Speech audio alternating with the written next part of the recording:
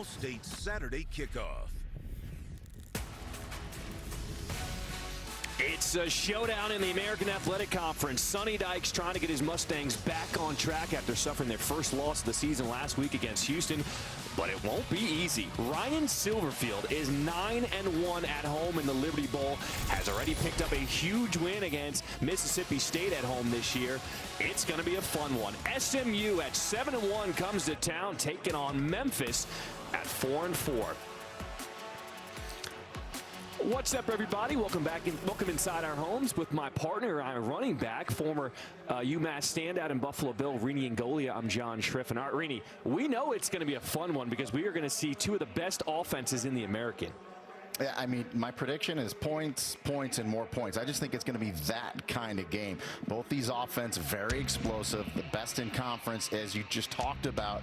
And to me, it's kind of fitting. You know, basketball season's about to tip off because I think that's the kind of game it's going to be. Now, Memphis does not want to get in a shootout back and forth with the SMU, but they may have to if these offenses just keep scoring. Well, the big question mark for this Memphis offense, who's going to be the starting quarterback? Seth Hennigan, who's the normal starter, missed their last game due to a right shoulder injury. That's his throwing shoulder. Will it be Hennigan or Peter Parrish? Yeah, and I believe it's going to be Seth Hennigan. You know, he practiced this week. Ryan Silverfield told us he wanted to see him make the throws in warm-ups today, all the throws with the proper zip and no pain in his shoulder. And from what I was watching in warm-ups, I believe Hennigan's going to get the go today. Well, Silverfield told us that Hennigan was not a full participant in practice this week. Now, he did practice yesterday, but did not go the entire time.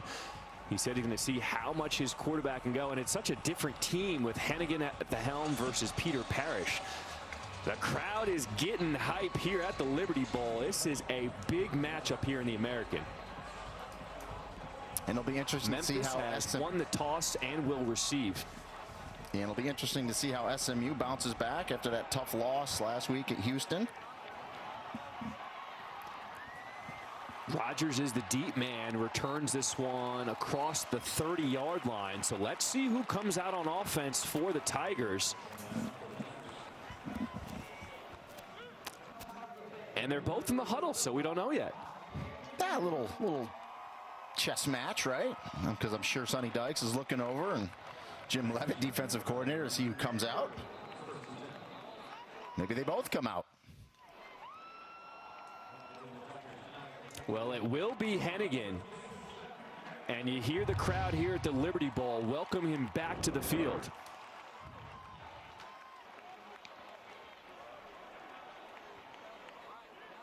Rodriguez-Clark gets the start in the backfield for the Tigers. First snap, Hennigan looking to throw. He wants it all. He's got a man. Just overthrows Calvin Austin, and that's hard to do because he is the speedster. Well, I think Seth Hennigan's shoulder may be too rested, right? Because he just overthrew one of the fastest guys in all of college football in Calvin Austin. But make no mistake about it. We talked to Kevin Johns, the offensive coordinator. He is going to go to Calvin Austin, number 4, and Sean Dykes, number 5, a lot today. They're two best offensive weapons. Well, he missed a touchdown on first down, brings up 2nd and 10.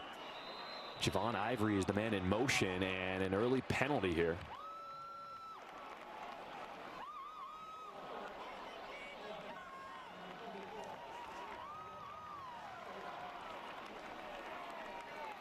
Our referee is Luke Richmond today.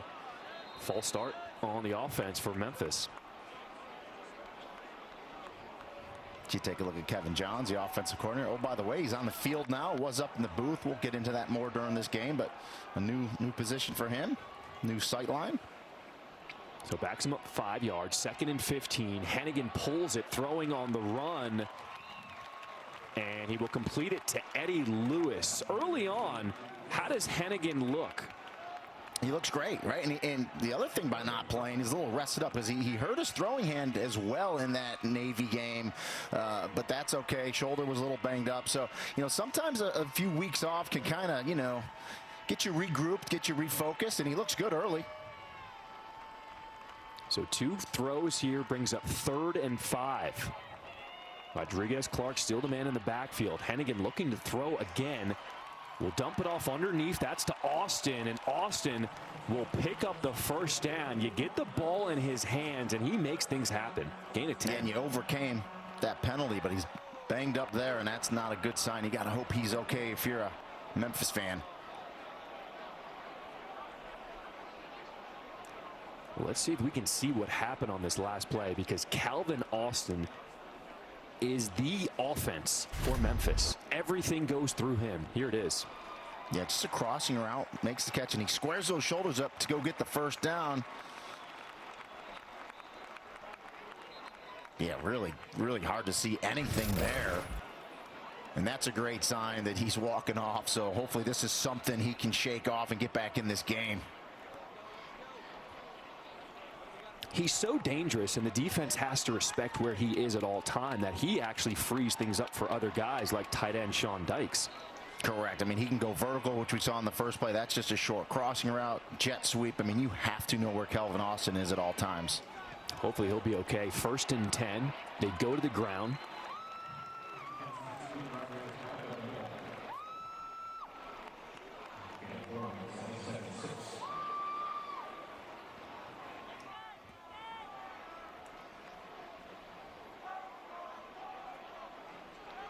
That's Mike Williams, the nose tackle, who looked a little gimpy as he jogged off the field for SMU. 2nd and 6.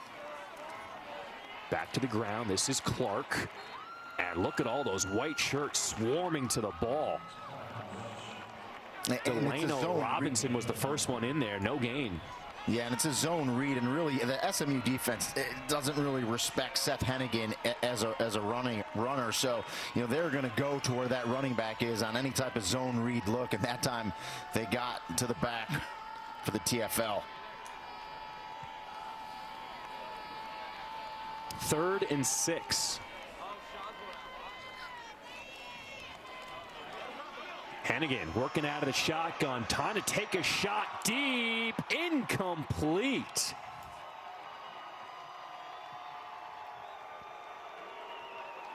And that was in the hands of Rock Taylor, the freshman receiver. But good one-on-one coverage on the outside as well. But a good throw. Little hand fight in there, which is fine. The defensive back, Jahari Rogers, doesn't look back, but he doesn't contact him, and he's got those hands in the perfect spot. They're both kind of hand jacking. That's a good no call. A good throw by Hennigan too, but a better defensive play by Rogers.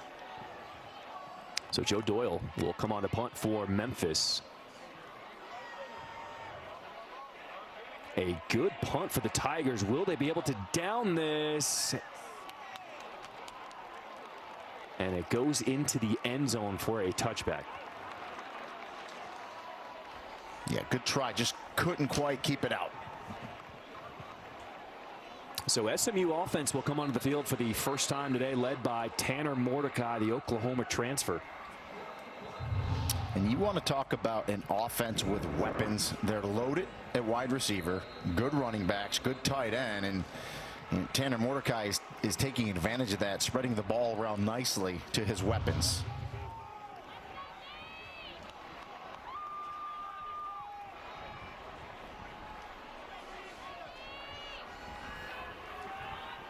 So the Mustangs will start on their own 20-yard line. Handoff is to Trey Siggers. He gets the start at running back. Ulysses Bentley, we talked to the coaching staff. He is a little banged up today, but they want to see what they can get out of Bentley, hopefully to get him 15 to 20 touches. But Siggers, he's been the workhorse recently. And SMU's going to go with tempo. Garrett Riley told us he would like to speed it up this week. He thinks the offense will get in a better rhythm if they go faster. Mordecai, quick throw. That's complete at the 25-yard line. That's to his big tight end, Grant Calcaterra. You know, this offense got off to a slow start last week. They were down 17-0 to Houston really early on, and they wanted to reverse that this week. But, you know, now you're going fast. It's 3rd and 4. This is a very important down, because if you don't get it, boom, your defense is right back on the field after being out there. So an important down early for SMU. So 3rd and 4, Calcaterra in the slot in motion. Mordecai with time. Danny Gray over the middle, one of a trio of outstanding receivers for the Mustangs. And Danny Gray has really come on of late. He's a good-looking receiver, 6'2", 200 pounds. Finds an open spot in the middle there, and you see the arm of Tanner Mordecai as he puts it on Gray. Leads this team. That is his 44th catch of the season. New set of downs for the Mustangs. Back to the ground. This is Siggers, and he goes nowhere. That's going to be a loss, in fact. Yeah, and that's J.J. Russell, the middle linebacker, 23 for Memphis, as he comes off the edge there for that tackle. We talked to Mike McIntyre, defensive coordinator for Memphis. He said J.J. Russell, not just the best player on defense, he's the best player on this Memphis team. Yeah, best all-around player. He said, well, I know Kelvin Austin's a great athlete, but best pure football player, J.J. Russell, he said. Mordecai's got time over the middle, finds a soft spot in that zone. That's complete to Roderick Daniels. And Daniels just finds a soft spot in the zone, and watch Tanner Mordecai just get it over the underneath linebackers and in between the safeties. That's a perfect throw, great route by Daniels as well. Now, the Mustangs normally go fast, but they are going really fast today. No huddle on their first drive of the game. Mordecai out of the shotgun. He's going to take a shot downfield. Incomplete. He was looking for Calcaterra, but good coverage. Yeah, and it was Jacoby Francis, number 1, the very experienced corner that was locked up on him. And yeah, good coverage. Looks back at the last minute, gets those arms, rakes them through for the pass breakup.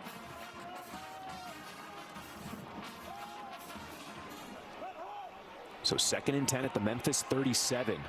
Back to the ground.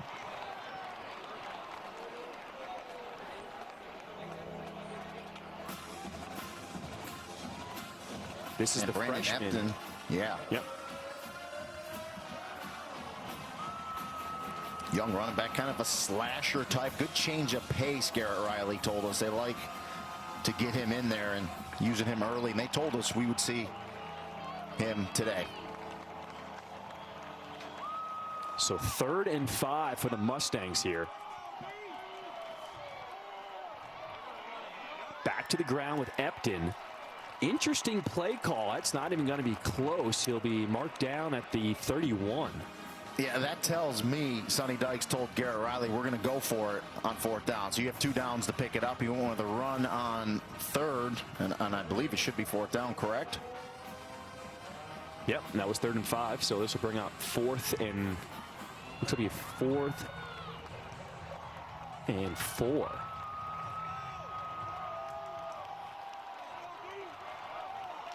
So the Mustang offense stays on the field. Rasheed Reich is the man across the formation.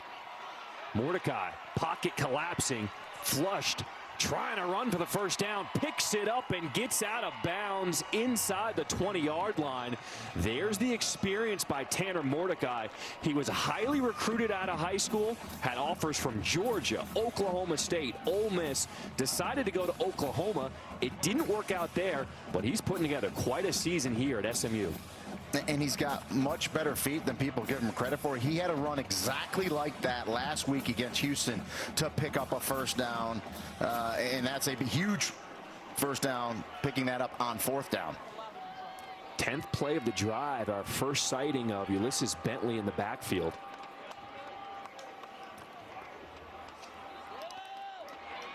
Mordecai to throw.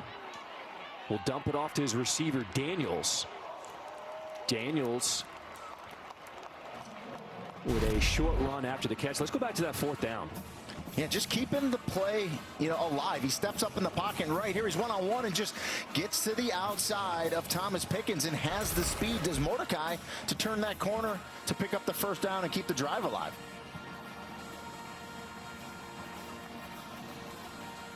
Trey Siggers is back in the backfield. He gets the carry straight ahead. Not much doing. This front line for Memphis has been really good so far defensively. Yeah, they're getting good penetration up front. And Siggers is a tough back. He's got that good size, 5'9", 210, 215. He'll get low in there. But, yes, good job by the defensive line early on of Memphis. So another 3rd down on this opening drive of the game for SMU. 3rd and 4 from the 16.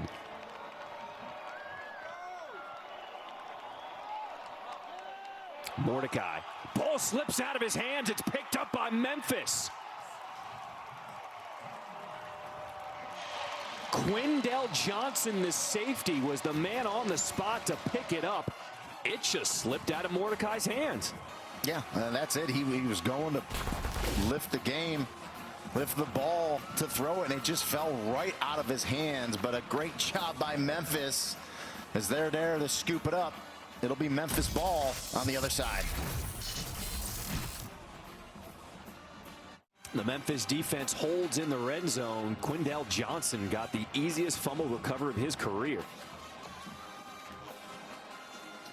Yeah, good tackle by Tanner Mordecai after he dropped that ball. If not, that's a scoop and score for Johnson. So Memphis with their second offensive possession of the game.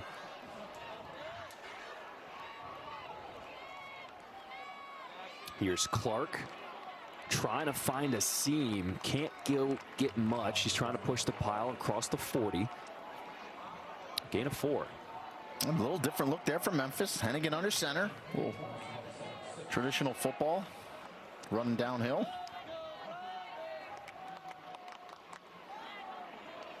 You know, it's interesting when we talked to Ryan Silverfield, he said he actually didn't want to get into a shootout with SMU. He's going to run the ball, be a little more deliberate on offense.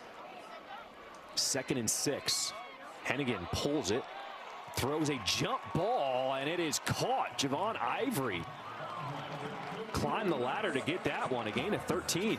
And that was a little behind Ivory, but as you said, did a nice job to go up, locate it, and make the catch. Here's Clark over the right side. Looked like it caught SMU a little off guard there. Take a look at this last pass. Yes, back inside.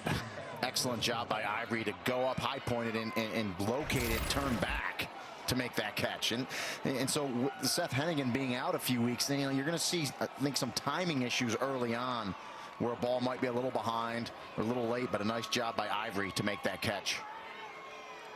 Our first look at Marquavius Weaver. Hennigan looking to throw, overthrows his receiver. That was intended for Eddie Lewis.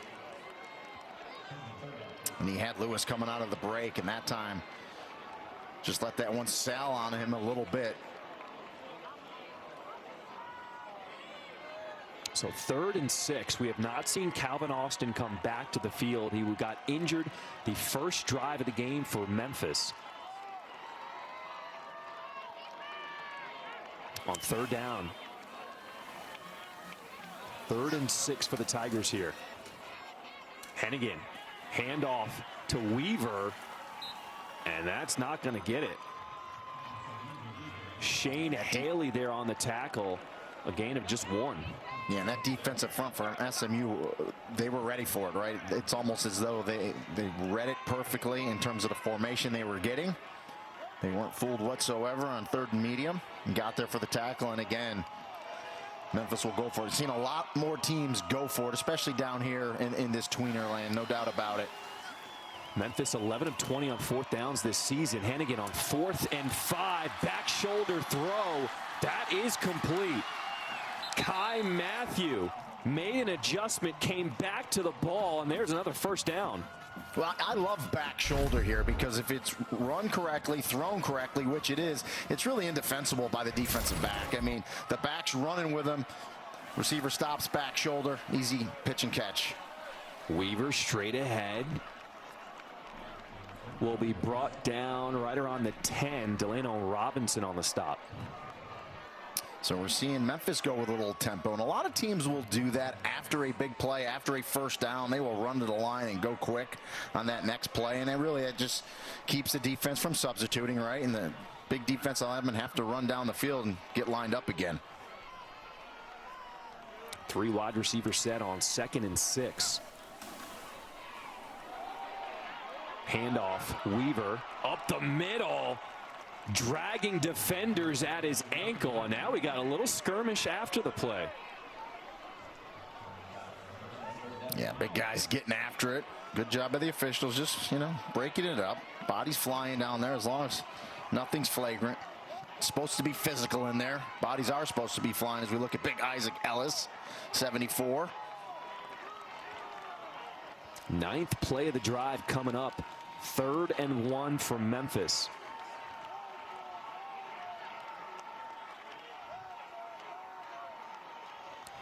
Brandon Thomas, the tank, in the game. Excuse me, that's Weaver. And this one's going to be close. I think that's no gain. Yeah, they stopped them short for sure. Good job. And 40, Elijah Chapman for SMU was in there as well. But good push up front by that defensive line of SMU. All right. If you're Memphis, what do you do here? They got the offense still on the field. You go for it. I think a game like this, you need touchdowns. You want touchdowns.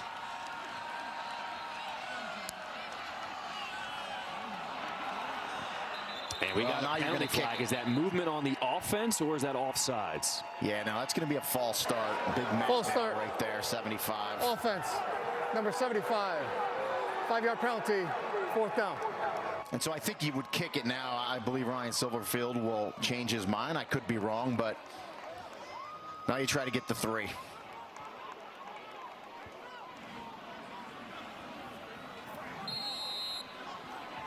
So after the false start, that'll back him up 5 yards. They will bring on the kicking crew.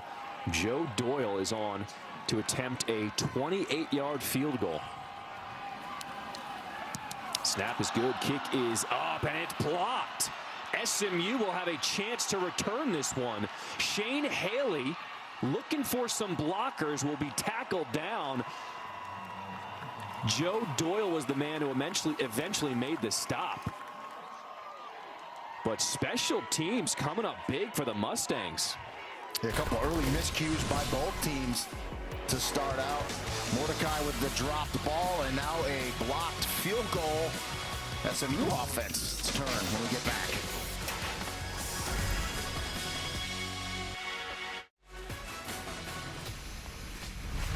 The Allstate Saturday Kickoff is presented by Allstate. Save money like a champion with Allstate.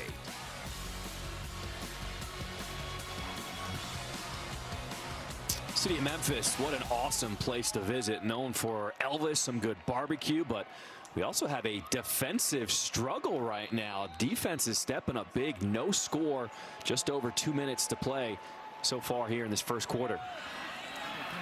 Trey Siggers with the carry, breaks an ankle tackle, pushed out of bounds at the 45-yard line.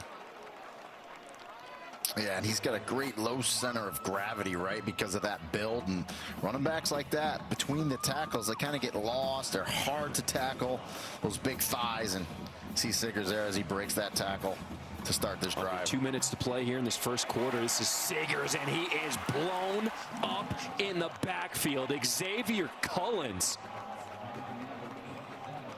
Well, that's one way to keep him from getting going, right? If you're Cullins, you get into the backfield, little run blitz from your jack linebacker spot, and you meet Mr. Siggers 3 yards deep.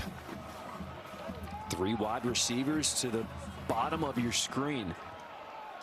Mordecai on 2nd and 13. He will toss it to Jordan Curley, and he is tripped up in the backfield. Nice stop by Greg Rubin coming up from his cornerback position. And Greg Rubin's been playing really well. He's a true freshman. They say he's got special instincts, can make all the plays, has great ability. He's just, a young corner. He's going to get better and better with more experience. But nice play there and run support by the corner. Tyler Levine, our first look at him in the backfield with Mordecai on 3rd and 12 here.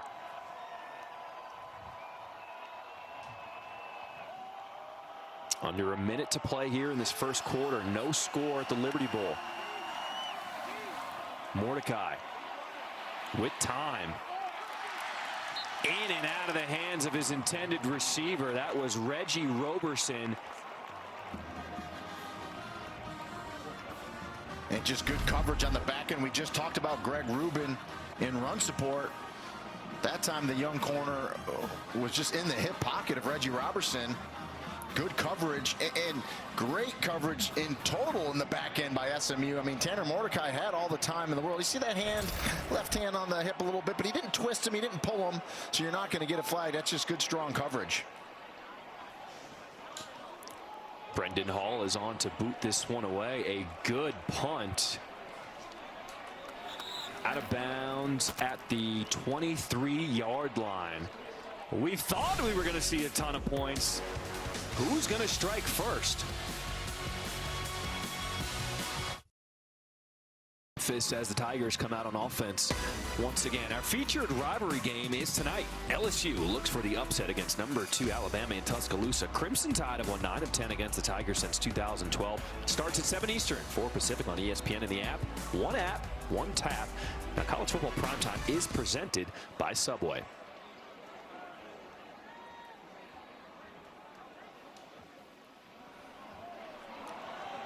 Throw to the outside, trying to set up a block. This is Sean Dykes, the tight end. Yeah, and with Kelvin Austin not in there he is on the sideline, so we'll have to watch and see if he gets back in. I think Sean Dykes is a matchup that they could take advantage of, Memphis offensively, and we saw the one catch right there by Dykes, and it's a good sign that Austin's on the sideline. Let's just hope he can get back in this game.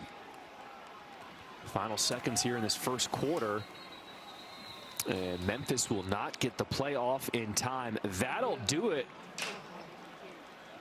No score here at the Liberty Bowl. If you predicted this one, put your hand up. It's been all defense early on here in Memphis. No score. We'll be back for the start of the second quarter.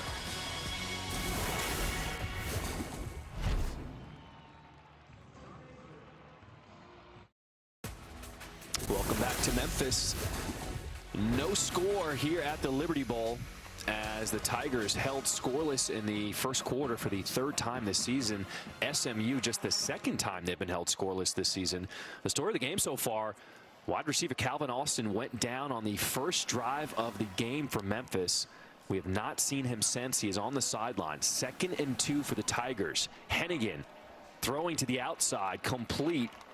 That's Javon Ivory, and there's a first down. Yeah, good quick pass. Move the chains. And, of course, John, you know, I gave it the announcer's jinx because in the open I said it's going to be a shootout, it's going to be a basketball game, and here we sit 0-0 as we start the second quarter.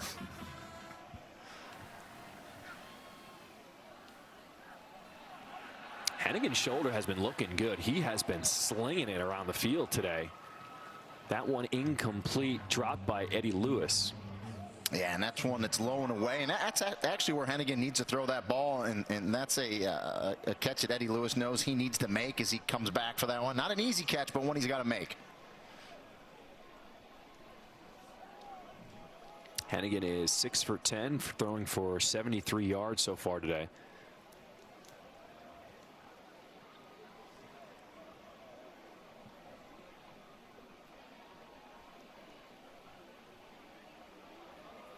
Back to the air. And this time it is caught by Javon Ivory. Looks like he's about a yard short of the marker. How about the presence by Hennigan? Felt the pressure, got that one away quickly. Well, you're right. Yeah, the safety blitz was coming off the right side. Good protection and a good throw in rhythm by Hennigan. Quick throw, screen is to Ivory. And it looks like on the second effort he got there. Initially he was stopped short, and now it's going to be close. And you love to see that out of your wide receivers especially. That's just a bubble screen, and he knew he needed a couple yards to pick it up, and he fought and he fought and he fought, and he got it. Trevor Denbo was there on the stop, but it is a gain of 1, so a first down for Memphis. You see the Tigers, they are in no hurry.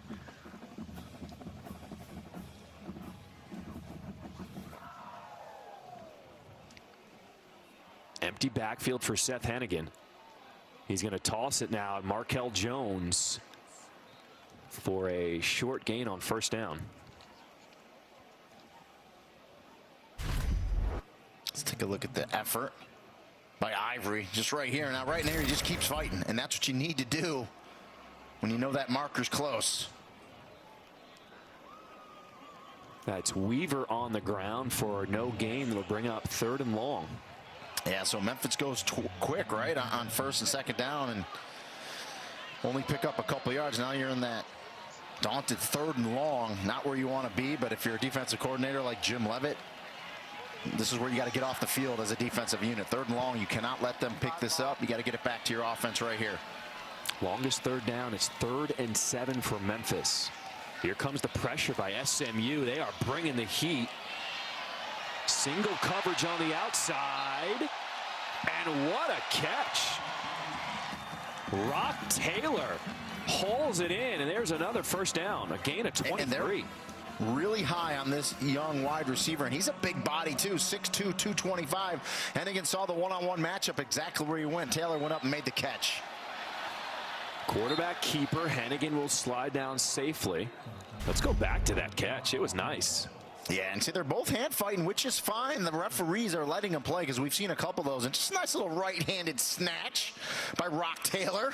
Good job by Hennigan getting it high and away. Only warning of the game.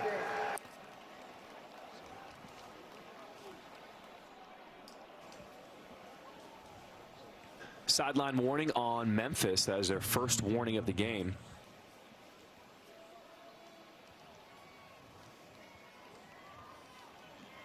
And Hennigan looks good early, John. He does. He's moving well. He's reading the defense as well. And he's making some nice throws.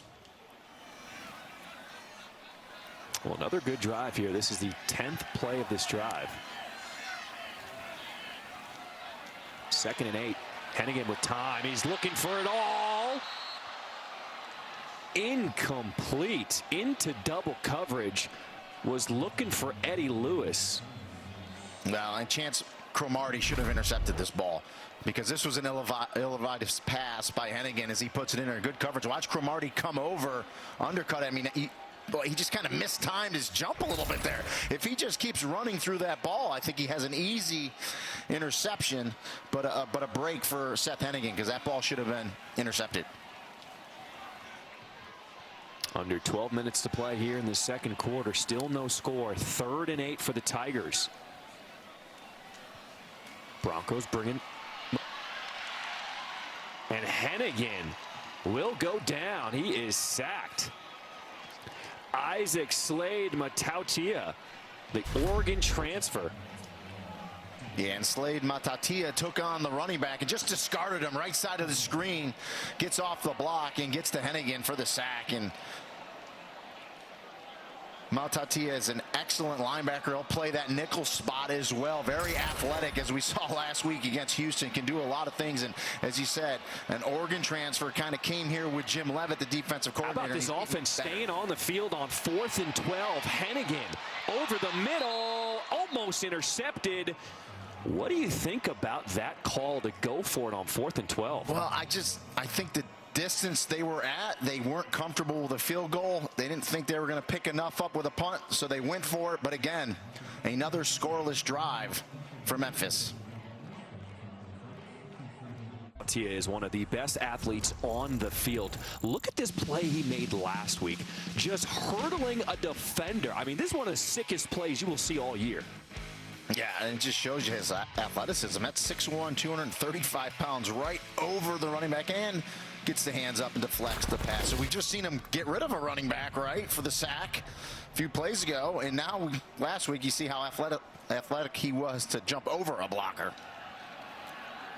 Mordecai's got plenty of time, and now he is out of time. Maurice White with the sack, a loss of 12. Mordecai couldn't get rid of it in time.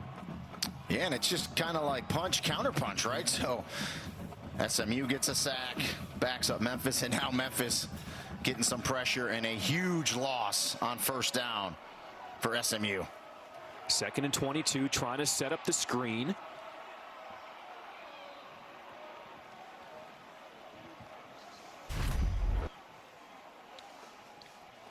You see Maurice White, good pressure right up the middle, and the big tight end, Grant Calcaterra, can't hold that block, and Maurice White gets there for the sack.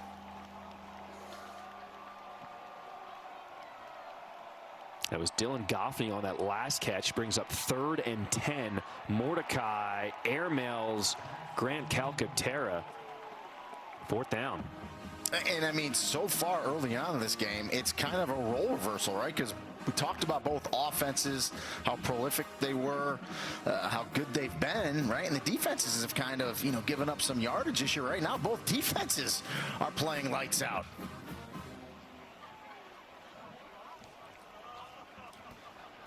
That is the first 3 and out for either team today. Still no score as Brendan Hall is on to punt this one away.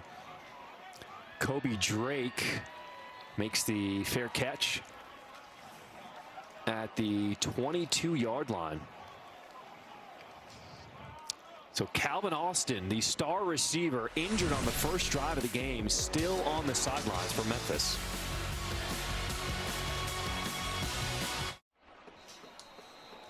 Still no score. SMU and Memphis. 10:09 to play here in this second quarter. Let's take a look at this week's college football playoff rankings brought to you by Allstate. And the key one to look at, number 6, Cincinnati.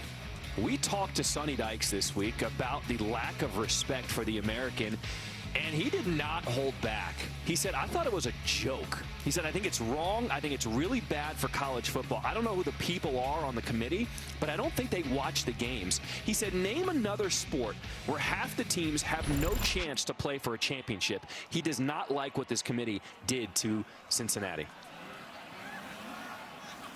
1st and 10. Hannigan is throwing to the outside. That's Eddie Lewis for a short game, and Calvin Austin is back on the field for the Tigers. That's a good sign. Yeah, great sign for Memphis. And I'll take it a step further on the College Football Playoff Committee in reference to Cincinnati. How about the American in total, right? No other team was ranked besides Cincinnati, including this SMU and a very good Houston team. So I think the committee is a little down on the American this year, that's for sure. 2nd and 9, empty backfield for Hannigan. In traffic, that's complete to Calvin Austin. There's a good sign, his first catch. And another thing we need to watch here with Calvin Austin is how is his explosiveness, right? Coming out of the break, because that's what he is really good at.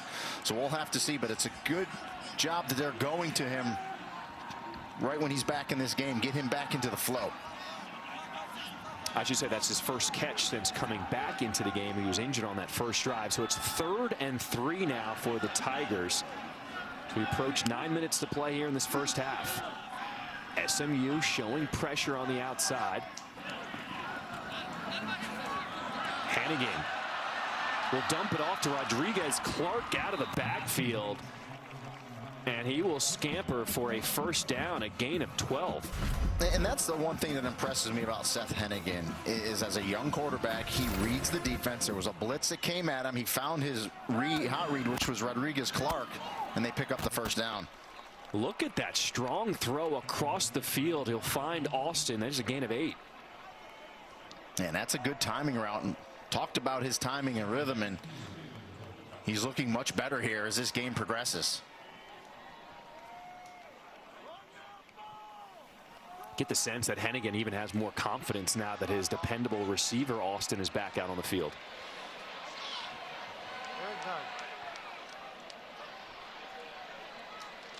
Second and 2.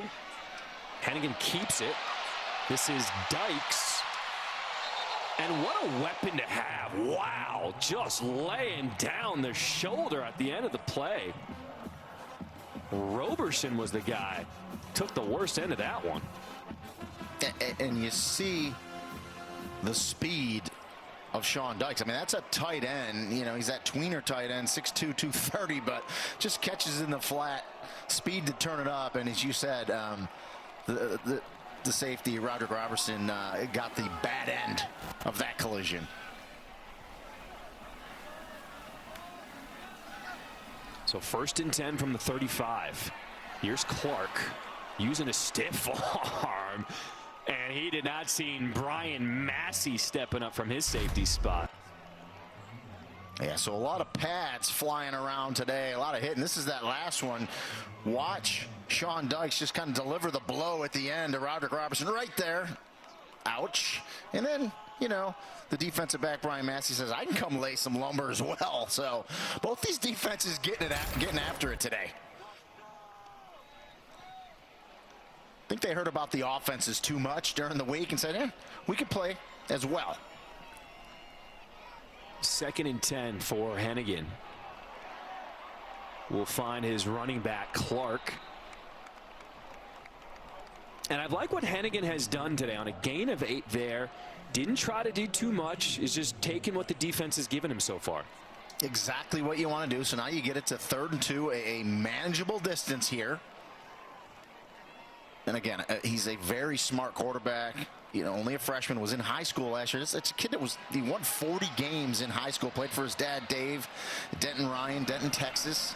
79 touchdowns, 14 interceptions. Pretty good high school career for Seth Hennigan. So the tight end shift to the left side of the line. Marquavius Weaver in the backfield. 3rd and 2. Hennigan rolling out. And that is complete.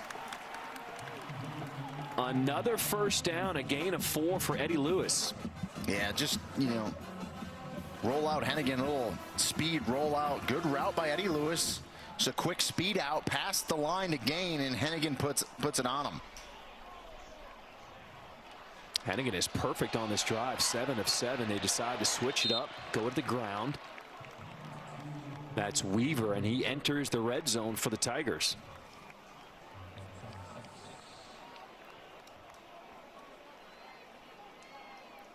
And we've seen Memphis down here before, and I just think imperative in this game, in all games really, but when you get into the red zone, you got to get points, especially now. They've been stopped a few times. 2nd and 6. 10th play of the drive up the middle. No gain for Weaver. Last time Memphis was in the red zone, they had a field goal that was blocked. We're now under 5 minutes to play here in this first half. Still no score. Yeah, see Chapman right there. 14, Richard Moore, the middle linebacker, was in there as well. Good job protecting those A-gaps. Not giving the running back any room.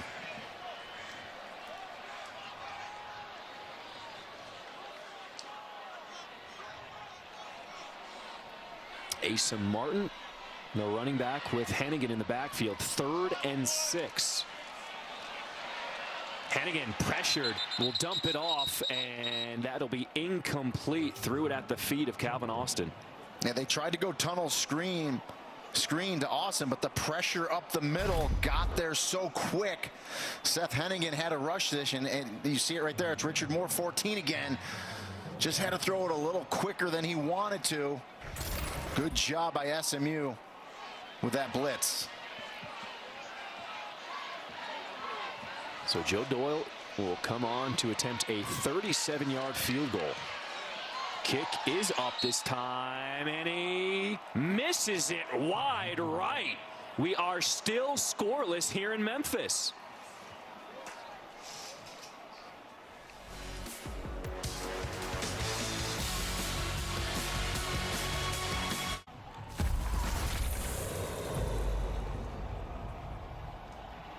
This season, along with their contributions to the university's general scholarship funds, for every field goal and extra point made, Allstate will also be donating to the American Red Cross to help with disaster relief efforts. Thank you, Allstate.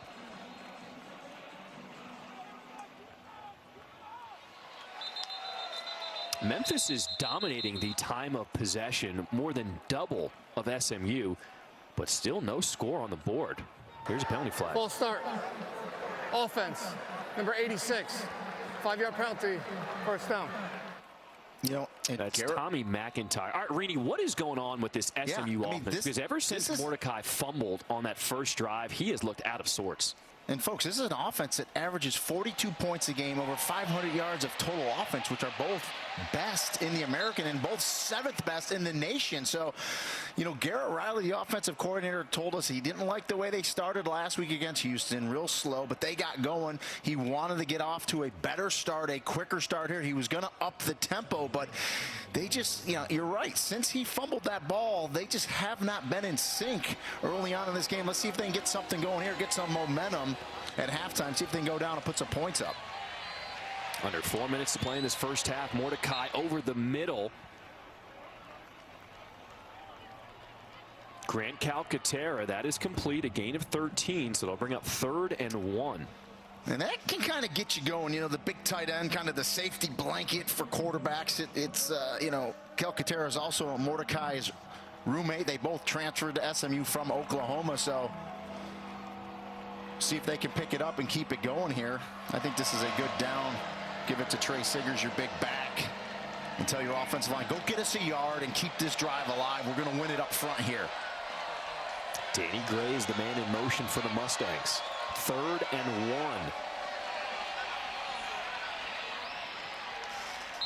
There's Trey Siggers, and he does pick up the first down.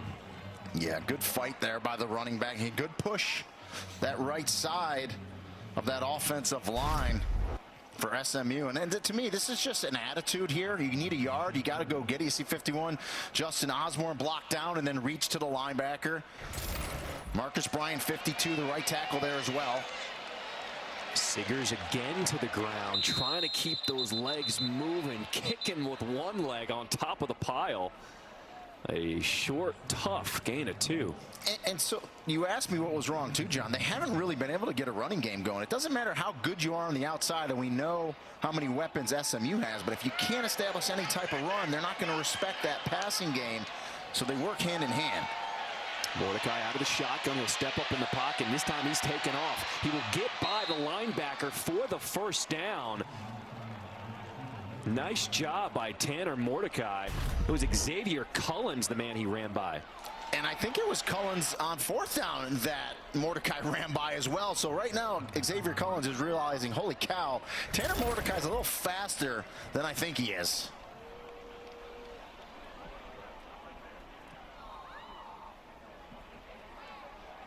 We're approaching 2 minutes to play in this first half. 1st and 10. Quick pass. That was dangerous. Somehow it is completed. Danny Gray looking at the end zone. Touchdown. A broken play turned into a touchdown by the Mustangs, and that's how we have our first points of the ball game. Sometimes it's better to be luckier than good, because that ball should have been intercepted. It's going to get deflected. Watch, it should have been intercepted. Oh, right there.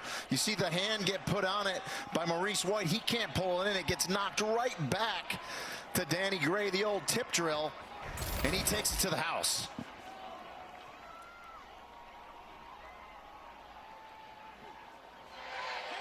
Blake Mazza on to attempt the extra point, and SMU a 7-0 lead. It should have been picked, but Danny Gray says, I will take that, thank you very much.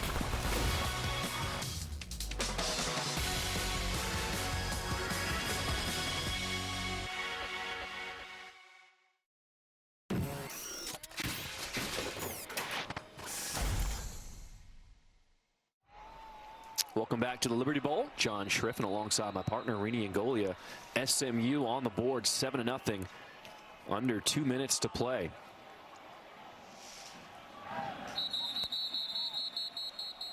So Memphis will come out for another drive at the 25-yard line. UFC 268 tonight from the world's most famous arena, Madison Square Garden. 2 title fight rematches highlight an absolutely stacked card. Kamaru Usman defends his welterweight belt against Colby Covington, and Rose Namajunas puts her strawweight title on the line against Zhang Wei Li. Prelims on ESPN News, ESPN Deportes, and ESPN Plus starting at 8 Eastern, 5 Pacific, followed by the main card on pay-per-view. And Garden sold out for that tonight as well. So I'm telling you, Wei Li is one of the toughest fighters I have ever seen. That is going to be an epic fight at the Garden. Hannigan, his pressure does get the throw off. Javon Ivory complete and pushed out of bounds. Yeah, good start there. Nice completion. Get out of bounds, stop the clock. Plenty of time left. All your timeouts in your pocket for Memphis.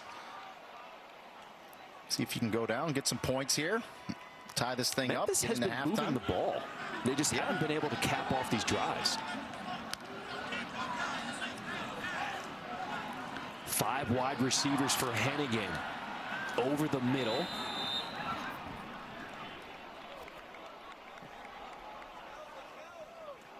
That's Kobe Drake, a gain of 8, as the clock will continue to tick as we approach a minute 30.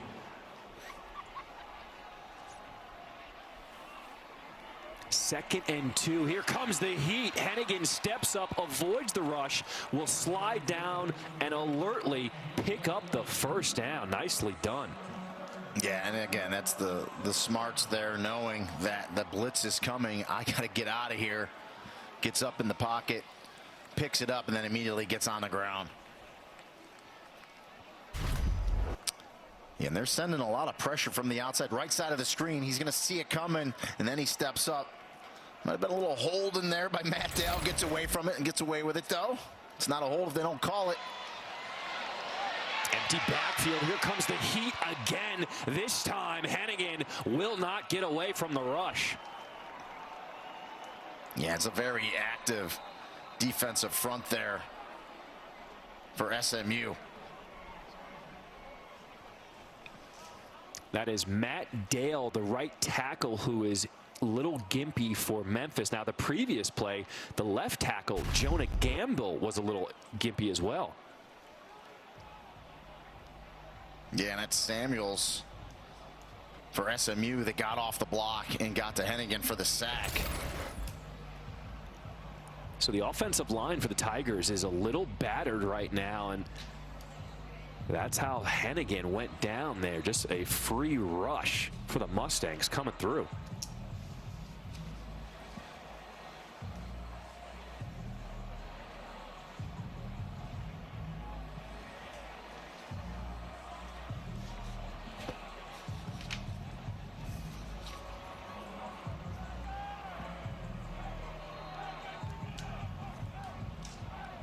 So after the sack, it'll bring up 2nd and 14. Clock continues to run, under a minute to play here in this first half.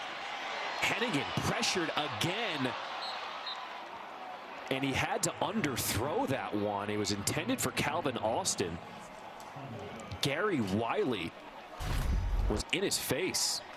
Yeah, and Jim Levitt, the defensive coordinator, is calling some pressure packages to get after Hennigan. And as you talked about it, you don't have to sack a quarterback, right? You just have to make him uncomfortable. You got to get him off his spot, get him out of his rhythm. And that time, as you said, John, Hennigan had to throw the ball a lot sooner than he wanted to, and it goes incomplete. So 3rd and long. Hennigan out of the shotgun. He's got time this time. Crossing route over the middle. So Markel Jones brings it down, but he is just short. Offense staying on the field here. 30 seconds to play in this first half. 4th and 1. Hennigan throwing deep. Got a man. Complete.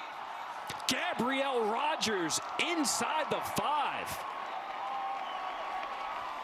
And SMU sent that corner blitz once again off the right side, and what a throw by Seth Hennigan as he finds his receiver down that right sideline, drops it right in there for Rogers, and a huge throw, especially on 4th down. What a conversion. Memphis has all 3 timeouts remaining here with 23 seconds to play. Longest play of the day for Memphis there was marked down at the 7-yard line. And there's a little confusion here. I think Ryan Silverfield might take a timeout, maybe not. Yeah, that's what I would do. Just running on late, little confusion. You got all 3. Make sure you got the right play called, right personnel in there. So a timeout from Memphis. They're going to talk it over on 1st and goal. Our Week 9 Monday Night Football matchup has the Bears in Pittsburgh to take on Ben Roethlisberger and the Steelers, who have won 3 straight. Now, at this point in the season, it's a critical game for both teams. 8 Eastern, 5 Pacific on ESPN, ESPN Deportes, and the ESPN app. Our coverage begins with Monday Night Countdown at 6 Eastern, 3 Pacific.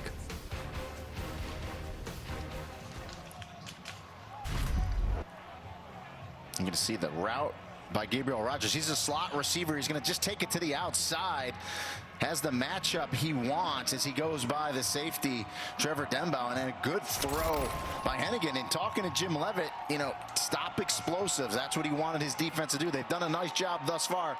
That time, though, Rogers was able to beat him and get a throw over the top. So 1st and goal, 23 seconds to play. Quick throw, end zone. Here comes the penalty flag. That looks like defensive pass interference. And that's the matchup you want. Big Sean Dykes, one-on-one with a smaller corner in Jahari Rogers. That's an easy call for the official. It's going to be first and goal at the 2-yard line because that pass interference. Pass interference. In the end zone. Defense, number 4. By rule, the ball will be placed at the 2-yard line. It's an automatic first down. And it's just matchups, John, right? This is what you want right here. He goes back for it, and you see Rogers is going to contact Sean Dykes and never turn back around for the ball. That's an easy call, and a good job by Sean Dykes to fight through it and make sure he gets that pass interference call. First and goal from the 2. Hennigan rolling out to his left. Wide open. Touchdown. Eddie Lewis.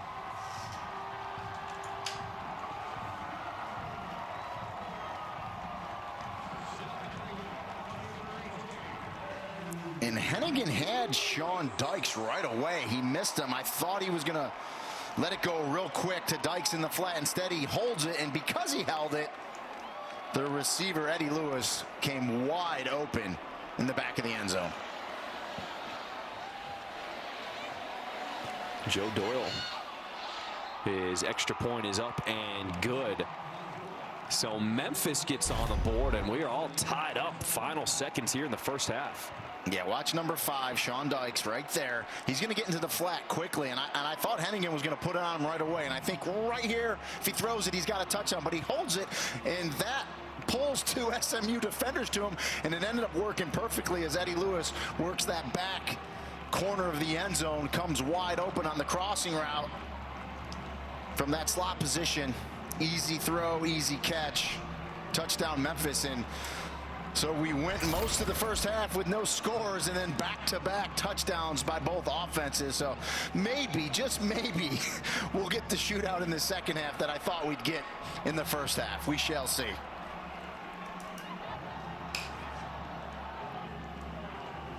This Memphis offense has looked really good all day long. Finally able to cap off a drive with some points. Now 16 seconds to play here in this first half.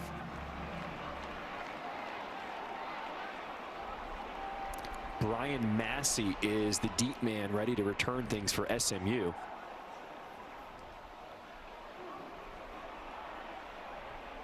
And a squib kick is short.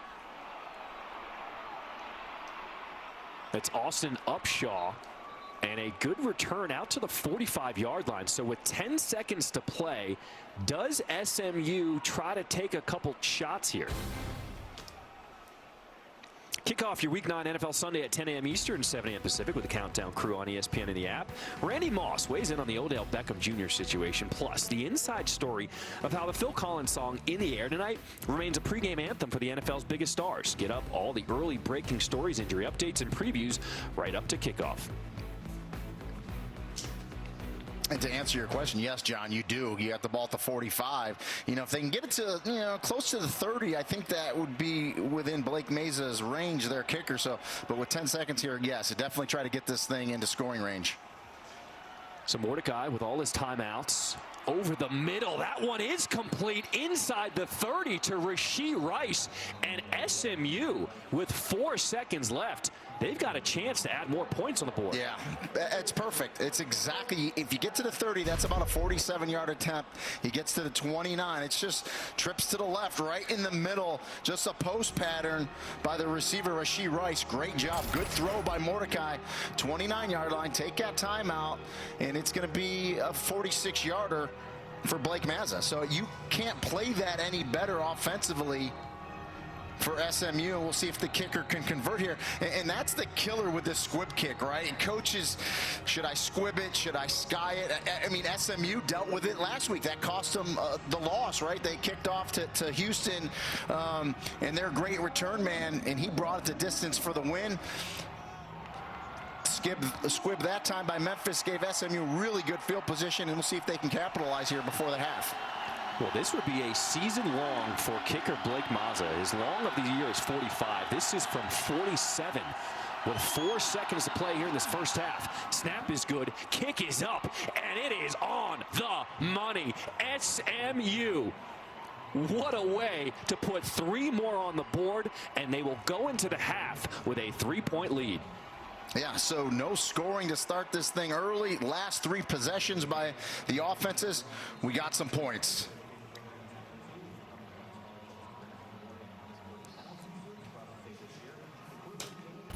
It was scoreless for a while, and then finally, both offenses woke up.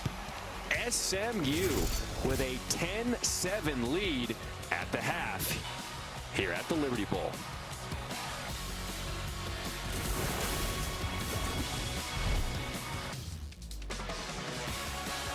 Starting to get things going. Yeah, I know. I thought we were going to have a shootout. They're going to pull my analyst card if these guys don't get going in the second half. Just a lot of miscues, right? You know, Memphis had the ball inside the Houston 34 times in that first half. Only came away with 7 points. And just, you know, SMU just kind of out of sync as well. So Brian Massey, ball is out. SMU lucky to recover that one.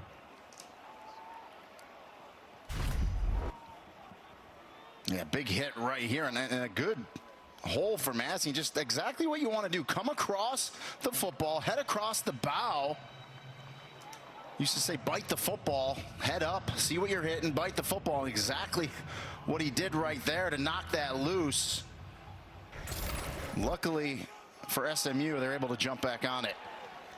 So SMU avoids disaster to start this second half. They'll start at their own 21. To the ground is Siggers with a burst of speed. A good gain of 4 on first down. Greg Rubin with the stop. And I will say for both offenses, especially SMU, they got to get the running game going. So look for a more concerted effort to get something opened up with that ground game. 2nd and 6, quick pass to the outside. Danny Gray makes one cut, gets a few yards after the catch. It'll bring up 3rd down. A quick pass outside to Gray, but good job defensively by Memphis to get to the ball carrier.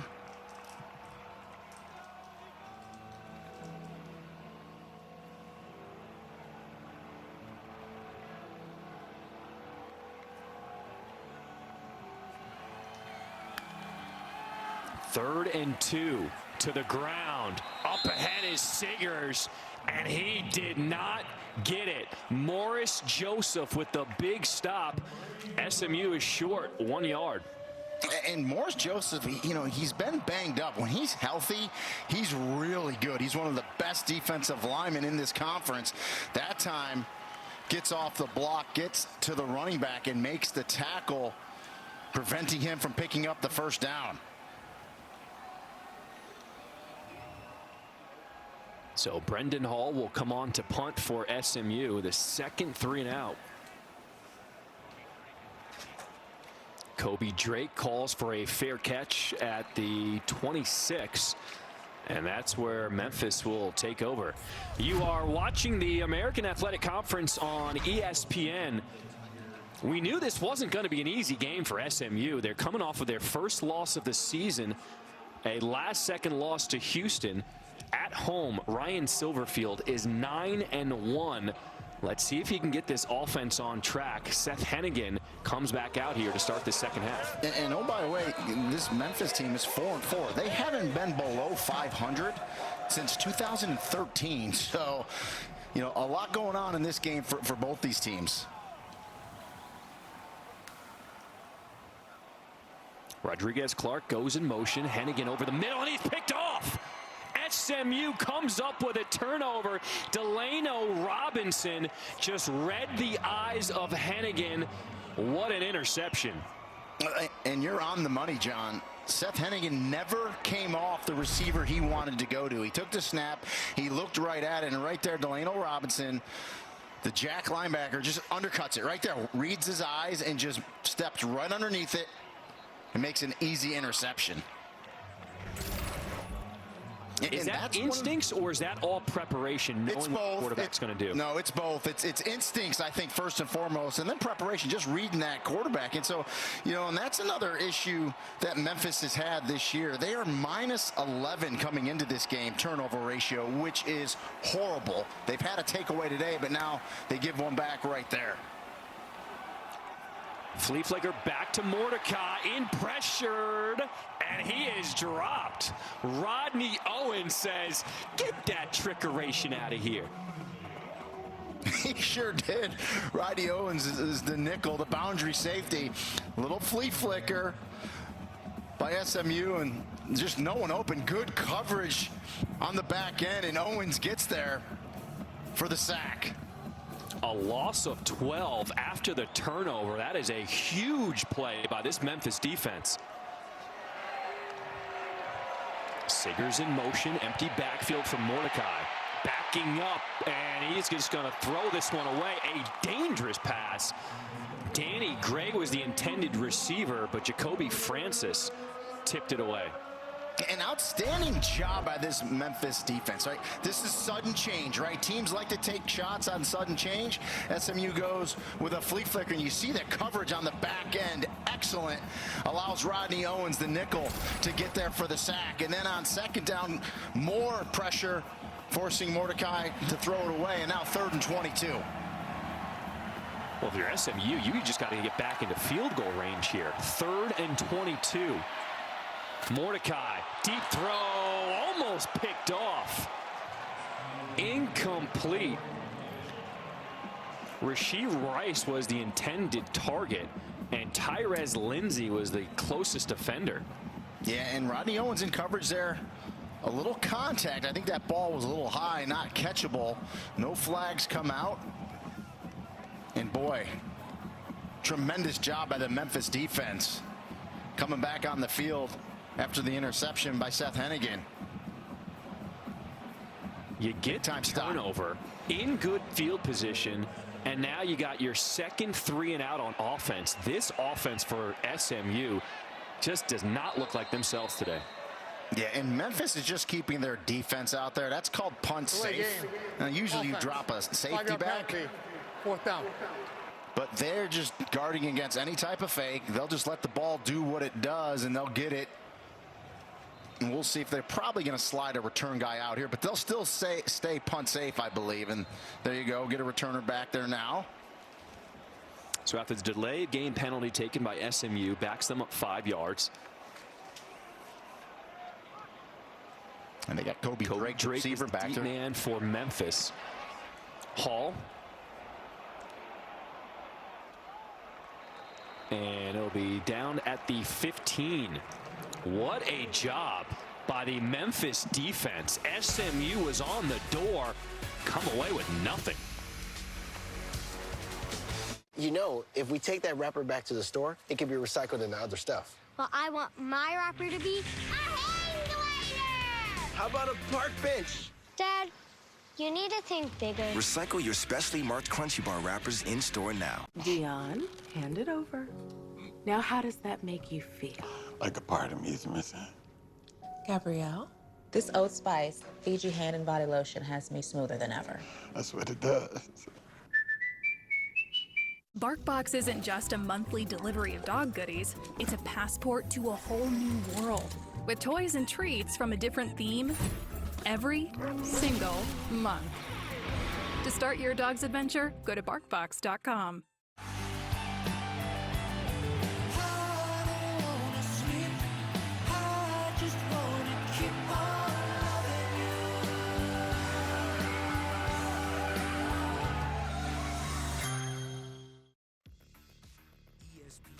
Home of the College Football Playoff Semifinals, Friday, December 31st on ESPN.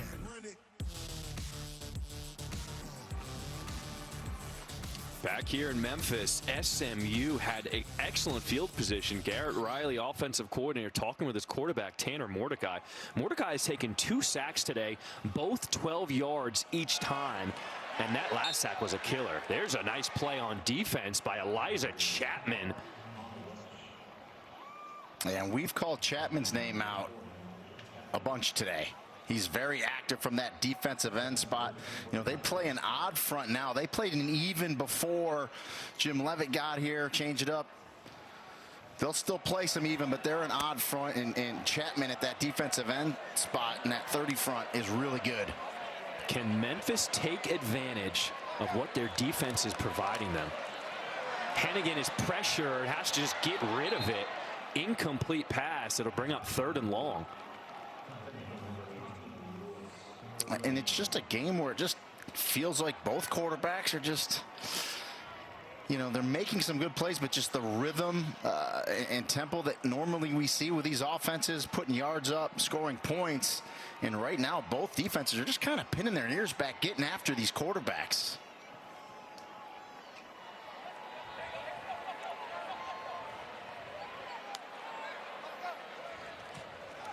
Low snap. Hennigan fields it. Another dangerous throw, but here comes a flag. Was intended for Eddie Lewis, but Jahari Rogers, the cornerback, was there in coverage.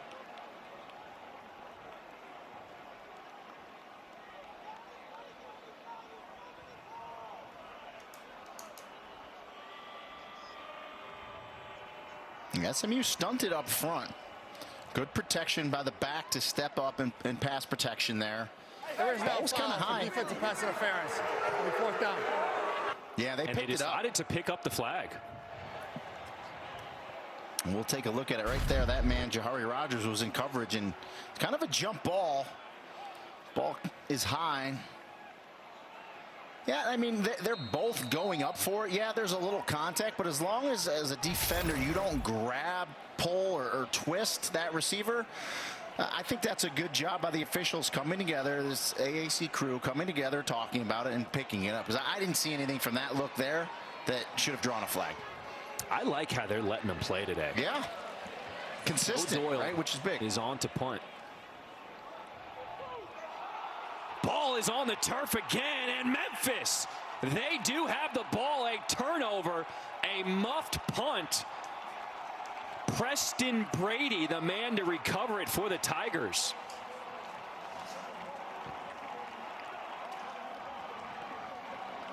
Yeah, excellent punt. Good coverage, as you said. Just a muff. It's just a catch you got to make. You start hearing footsteps right around there. You muff it, and then you just can't get back on it. Special teams from Memphis gets a win there. It almost looked like Record, the returner, was moving in slow motion. He was trying to size up where the special teams defenders were coming from instead of just falling on the ball. Well, and that's what happens too. You kind of peek, you see who's coming, you kind of hear those footsteps, as I said, and you muff it, and then you're just out of it. Can Memphis take advantage of the turnover now? Seth Hennigan with plenty of time, one-on-one coverage, was looking for Martin, and here comes another penalty flag. And Martin just ran a wheel route. Isaac Slade, Matatia in the coverage. Defense. Number 14. It's a 15-yard penalty, automatic 1st down. No, excuse me. It was Richard Moore they called it on. Let's see the coverage here. Yeah, it was Richard Moore. Boy, I don't know. But we just talked about how and we were just talking about how they were letting them play, right? And unless there was a grab that we didn't see earlier on, which there could have been, but you know what we saw at the end there, I don't think there should have been a flag there. And that's what Sonny Dykes is upset about. Gabriel Rogers moves into the backfield. He'll take the handoff, trying to get to the corner, but he is pushed out of bounds for a loss of 2, and there is a flag in the backfield.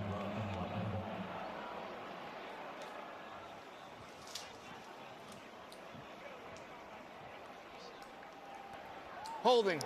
Offense. Number 28. 10-yard penalty. 1st down.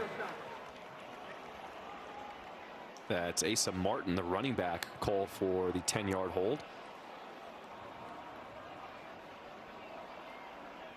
I like the way that SMU defense ran to the football that time, even with the hold. Man, Brian Massey, number 0, the boundary safety, came up that alley in a hurry.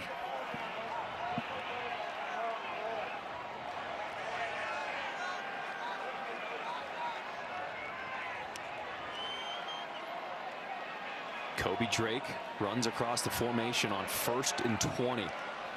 Hennigan looking in his direction, hooks up with Drake, and complete to the 29, ridden out of bounds by Armani Johnson. Yeah, nice route by Kobe Drake there. Good timing. Hennigan puts it on him.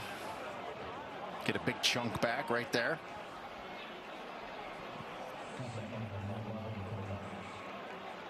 That is the first completion of the half for Hennigan on their third drive of this half.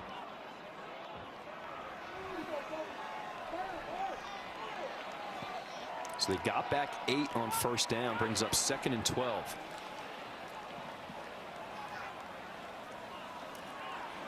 Hennigan pressured, and he is dropped. What a rush by DeVere Levelston, just running over offensive lineman. Look at that. No chance. And he just beats Isaac Ellis, 74. Just rips underneath him, gets around him. And Levelston says, well, I'll see you, Mr. Ellis. I'm about to meet your quarterback, Seth Hennigan. Don't you love how we started this show talking about the offense, and it's been the defense showing up for both teams? Honestly, I think the defense are just upset at hearing how good these offenses have been all year. Hennigan running will get out of bounds. That was Brandon Crossley who pushed him out, a gain of 7. And I gotta believe, you know, I would think you try the field goal here. I believe you're in Joe Doyle's range, but we saw Ryan Silverfield go for it on 4th and long right in this same position on the field. And they're going to do it again. Hennigan stays on the field on 4th and 12. 4 wide receiver set. Hennigan pressured again. Jump ball. It's caught. There's the man, Calvin Austin, showing you why he is the best receiver on the field. Yeah, and if you're Sonny Dykes and defensive coordinator Jim Leavitt, I mean, this just makes you sick to your stomach. 4th and 12. One-on-one coverage on the outside, and the great Calvin Austin just goes up and finds it, beats Armani Johnson. 1st and goal, trying to go up over the pile. Touchdown. Asa Martin for the score, and Memphis has their first lead of the ball game. They get the big catch by Calvin Austin, and then tempo, right? 1st and goal, you get down there. You give it to Asa Martin. Got to smell the goal line down there. And the big man, little leap, gets it in. Point after is good. Memphis opens up a 4-point lead. How about this catch? Yeah. Austin, not the tallest, goes up, makes that catch. Martin gets it in for the score. And Memphis takes advantage of the muff punt. They lead it 14-10. CFP landscape as we count down to the CFP National Championship, brought to you by AT&T. Cincinnati, undefeated, 8-0, no respect by the committee. At number 6 right now, they are on the outside looking in. And obviously Oklahoma off, and Wake Forest leading at halftime, 31-24 at Chapel Hill. A little bit of a shootout there. And yeah, if you're Cincy, you know, you're going to look to blow everybody out by 30, 40 points if you can the rest of the way. And it's all about eye test now for them, because a lot of things have to happen for them to jump up a couple spots and get in the playoff. Austin, what a nice catch he made. It was one-on-one coverage. Where's the safety help if you're SMU on 4th and 12? How does Austin get single covered? Well, and your eyes get like saucers, right? If you're Seth Hennigan and you see one-on-one on the outside with your best player, and if you're a Memphis fan, you are ecstatic right now that Calvin Austin got back in this game and is making plays. And again, 4th and 12. We'll take a look at the top of the screen. One-on-one, the safety's in the middle. He's on a quarter. He doesn't get over fast enough. And really, Armani Johnson's not in bad coverage for SMU. It's just Calvin Austin's, you know, one of the best players in the country. He goes up and makes that catch. So how does SMU respond? They start on the ground. This is Siggers, and he ran with a little attitude on that one. A gain of 11. That's his best run of the day. And again, I think SMU needs to do more of that, force, you know, the secondary of SMU to come up and run support and really open you up on the outside with those receivers. Reggie Roberson with the catch over the middle. Let's see if this Mustangs offense can start getting some rhythm together. Well, they're going fast, First so down. we'll see if that, going with some quick tempo here. Mordecai is pressured. Does he see it? And he is dropped again. Tanner Mordecai has not had the best pocket presence today. That is the third sack he has taken. Yeah, and you're right. He just doesn't feel it. And I believe it's 37, Jalen Allen, who beats the left tackle. It is. And, you know, if you don't, you just got to feel it. And I think he feels it late, and he just can't get away. And Jalen Allen's there for the sack.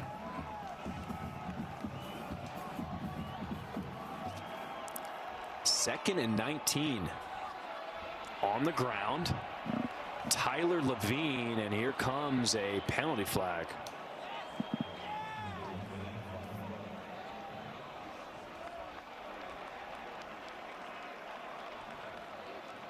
Looks like it's going to be a hold on SMU, and we'll see if Ryan Silverfield decides to decline this penalty here. Take the down. Holding. Offense. Number 71. It's a 10-yard penalty. Second down. And he says, no, let's take the yardage. Let's move him back. That's the left tackle, Jalen Thomas. He is in there because Alon Ali, the normal starting left tackle, is out with a knee injury today. Yeah. So 2 tough plays in a row, right? He got beat by Jalen Allen on that sack of Tanner Mordecai. Now he's going to get called with a hold. And so that's what you want. You want those defensive ends to generate plays by themselves against those tackles, right? And getting after it is Memphis. Second and 29. Mordecai will take off, will dive ahead to the 35. Gain of 8. Yeah, and he tucked that in a hurry. So that may have been a called quarterback draw. Try to pick up something to get it back to a manageable, but 3rd and 21 is not a manageable down in distance, that's for sure. And a false start on Jalen Thomas. My goodness. False start. Offense. Number 71. It's a 5-yard penalty. 3rd down. That is the second penalty of the drive on Thomas. Yeah, he just wanted the kick start. He wanted the kick step there quickly because the defensive ends have been rotating in for Memphis, have been trying to beat him with speed rushes to the outside, and he's got his hands full right now. 3rd and 26. Who's going to make a play for the Mustangs? Mordecai with time, trying to direct traffic. He does complete it to Rashee Rice, but well short of the 1st down. And it's exactly what you want to do if you're Memphis defensively. Nothing over the top, right? It's 3rd and 21. It looked like Mordecai was going to run, but you would invite that. Go ahead. You want to run, quarterback? We're going to come up and make a tackle, even if you pick up 8 or 9 yards. Instead, it's an underneath pass for short yardage. Come up, make the tackle. Good stop. What is going wrong with this SMU offense today? Because they do not look like themselves. Yeah, they just look out of sync again. I think lack of running game is one of the things. Only 45 yards rushing, and you look at the other side. Memphis doesn't have much of a running game either. So Memphis gets the ball back under 6 minutes to play here in this 3rd quarter, up by 4. With a 4-point lead here in this 3rd quarter. Liberty Bowl, not an easy place to play. Let's take a look at our schedule coming up later today on our ESPN family of networks. Michigan State, number 3. A lot of people are picking Purdue in this upset. I don't know. I think I'm all Sparty in that one. Yeah, a lot of talk. So Michigan State has heard it. I'm looking forward to that Oregon-Washington game. Some comments this week by Jimmy Lake, the Washington head coach, about, you know, maybe we don't recruit against Oregon because our guys are a little smarter. I'm paraphrasing, of course, but yeah, no love lost between those 2 programs. That should be a fun one tonight as well. Quick catch by Calvin Austin, gets out of bounds, and another 1st down. Ever since Austin came back into this game, this Memphis offense has looked different. Well, and of course the defense has to account for him, right? Because he can do so many different things, and if Austin's not making plays, it opens things up for other players. Here comes the pressure for SMU. Hennigan alertly making a check at the line, goes under center. Handoff is to Clark. Richard Moore was the first man in there. He lost his helmet, so he'll have to go off for a play. Yeah, Moore did a nice job, though, from that inside linebacker spot. He scraped inside out. He didn't make the tackle, but he made the first hit that slowed it up. So, you know, when those linebackers come free, you don't get a hat on them. You know, that's what's going to happen. You're not going to get yardage up front. 2nd and 9. Hennigan throw is a little high over the head of Austin, incomplete. And that's the one thing for Seth Hennigan today. I think a couple of his throws have been high, and really I kind of attribute it that, you know, game speed, back in it, right, after the couple-week layoff, and sometimes you just, you know, you'll not step into that throw with your body the way you need it, and a couple times it'll sail on you. Of course, Kelvin Austin's not the tallest receiver either, 5'9".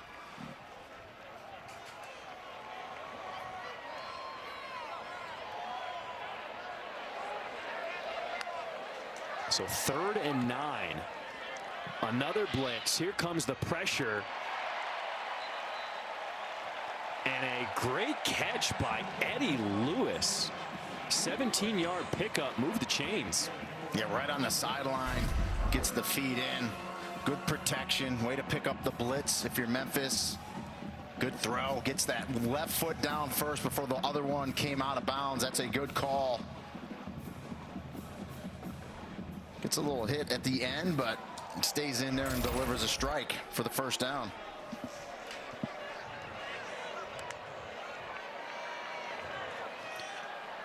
First and 10. Hennigan with the pump fake. Now he's going deep. Good coverage. The defender, Jahari Rogers, actually had the best position on that ball. And they've gone at Rodgers a few times today, but you're right. Right on the outside, number 4 versus number 18. He doesn't buy on the little fake there. Good job. Inside coverage. Let the sideline be your friend as well. This is an overall good football play. Now, after that play, Eddie Lewis was shaken up after that play. He is down on a knee on the sideline. Second and 10 for Memphis. To the ground. Nope. In the air. This is completed to Rock Taylor. Yeah. Terrific job by Taylor to come back. Little dig route on the outside. Comes back to that throw. Makes the catch and then turns it up and gets the first down. SMU not sure they got off the field in time. Pass is caught by Markel Jones, and here's the penalty flag. Yeah. And yet the pace will get you if you're not ready for it.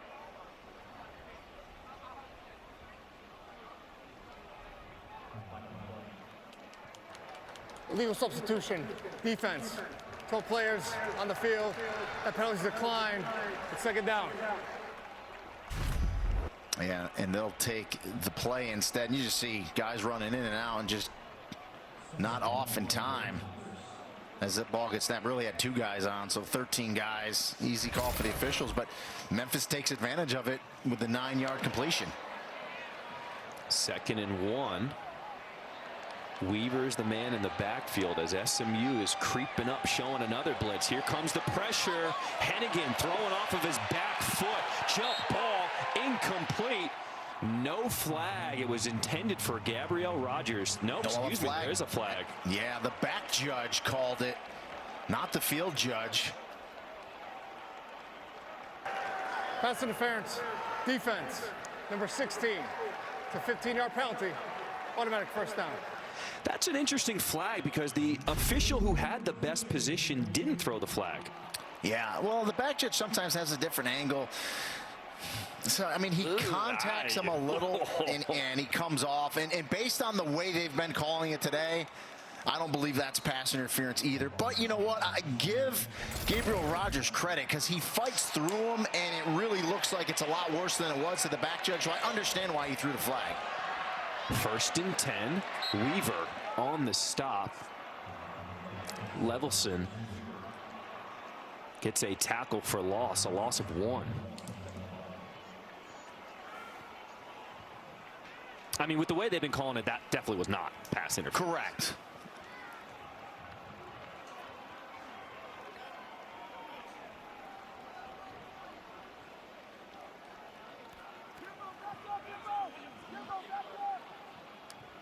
Rodgers in motion. Here comes the pressure. Hennigan just gets rid of it. Nice job to avoid the sack. He was looking for Austin. But Hennigan has done a really great job all day feeling the pressure, and when he feels the rush in his face, he just gets rid of it. Yeah, so he didn't get sacked, but it was a good job by SMU because they made him throw the ball before he wanted to, before Austin came out of the break and just couldn't deliver the pass. So, again, you don't necessarily have to get a hit or sack a quarterback to be effective. You make him throw the ball before he wants to, get him off his spot, and that's what SMU did right there. And a lot of blitzes are being dialed up by Jim Leavitt. Asa Martin is in there on 3rd and 11. Here comes the heat. Hennigan incomplete. A good blitz dialed up by defensive coordinator Jim Leavitt. We're looking for Ivory. Yeah, so he's telling his DBs on the outside, you guys got to cover, you got to hold up, because I am sending guys to get after this quarterback, and that's exactly what they're doing defensively, and it's worked there. Now again, Memphis is in that spot. They've been in this spot 3 times, 4th and long, where you're in field goal range, granted a longer field goal, and they're going to choose to go for it once again. So Memphis is going for it on 4th and 11. 3 wide receivers for Hennigan. Strong throw, touchdown, Memphis on 4th and 11. Javon Ivory does a little dance in the end zone. So we've now seen completions on 4th and 12 to Kelvin Austin. And now 4th and 11 to Javon Ivory. And again, if you're SMU, right, if you're an SMU fan, you're sick to your stomach because you play really good defense. You get them to 4th and long. Ryan Silverfield says, you know, the heck with it. I'm going to go for it. Kevin Johns, what do you got for me? And I got a little bang 8, a little skinny posted Javon Ivory for the touchdown. Unreal. A 27-yard completion on 4th down. And that's the route right there that Ryan Silverfield said, I need to see Seth Hennigan make this throw. It's called a bang 8. 8 is a post pattern. The bang means it's on time, it's on rhythm, it's a skinny post. And boy, Hennigan puts it right there as Ivory makes his break. Perfect pass. Touchdown, Tigers. Man, these safeties for SMU are just getting burned. Take a look at this overhead look. And so there's no safety in the middle, right, John? His nose on the far hash. So Hennigan knows on that skinny post by Ivory, he just needs to put it there with a little zip, with rhythm and time, and he's got a touchdown, and he did it.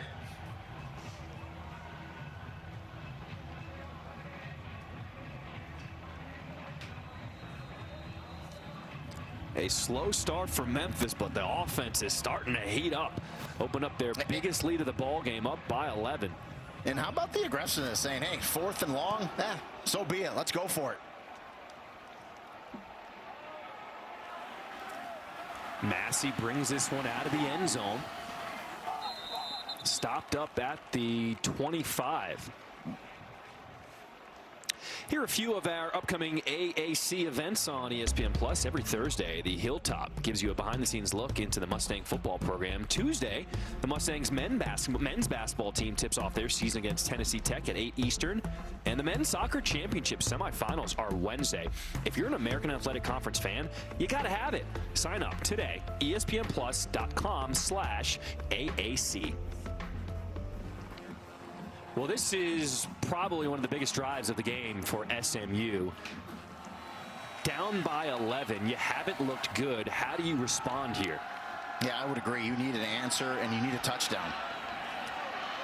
Siggers, I mean, he has been running with a purpose today. They just have not given him enough touches. Yeah, I think he's going to be about 11 for maybe 46, 47 now in the game, and those have been a tough 47 yards for Siggers.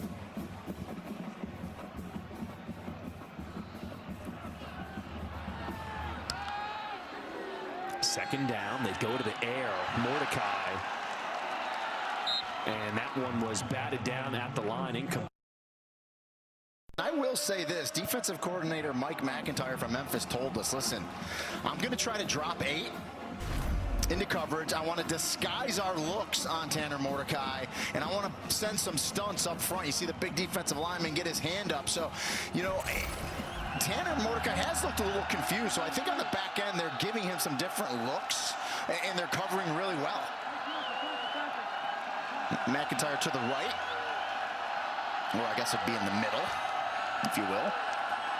3rd and 7. Here comes the pressure, and once again, Mordecai doesn't even see it. J.J. Russell with a head of steam gets the sack.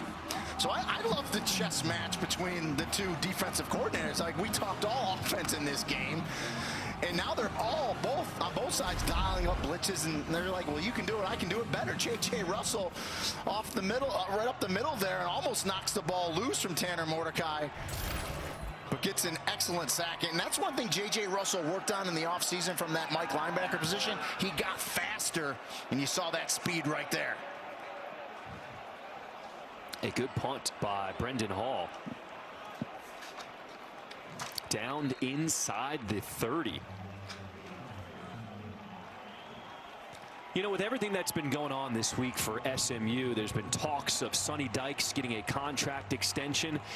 Has that been a distraction? Because SMU just does not look like themselves. Well, and we asked him about it, and he says, listen, when you do well, it is a distraction. It can be frustrating, and there's nothing you can do. You try to keep the noise out. We know SMU is trying to redo his contract in season. He said, yes, that is happening. He would prefer it happen at the end of the season, but the TCU job has opened up. It's literally 40 miles away from where SMU is. Texas Tech has opened up. We know his dad, Spike, coached there for many years, so a lot going on at SMU for sure. Hannigan keeps it now. He throws. That is complete to Eddie Lewis. Good to see him back on the field.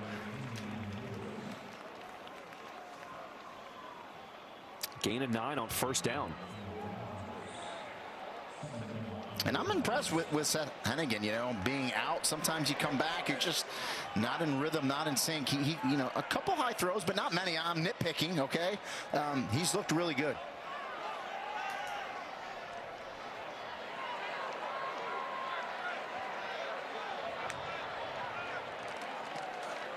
Low snap.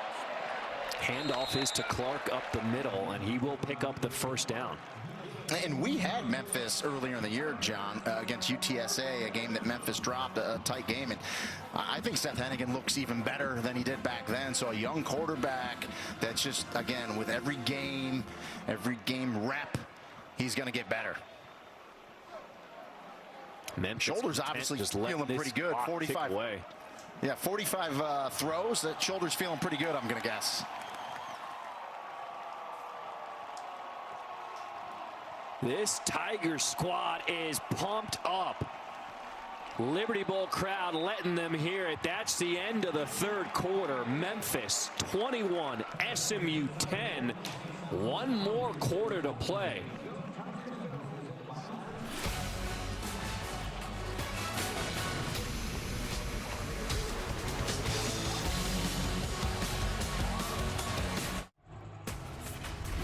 You're watching the American Athletic Conference on ESPN. We're getting ready for the start of the 4th quarter. Memphis with a 21-10 lead. We spoke with Ryan Silverfield this week and hit an off week, and he did something different with his team, and it looks like it worked. I'll tell you about it after this play. 1st and 10. Hannigan pressured. Ball is out. But Memphis does jump back on it. Turner Cox, the man with the strip sack. Yeah, off that right side. Hannigan doesn't feel it, doesn't see it. It's actually the left side of the screen, right side of the formation, right there. Strip sack, as you said, John. Good job by the offensive lineman to be able to jump back on it and survive for another down. So that was a loss of 8 after the nice play by Cox. Brings up 2nd and long here.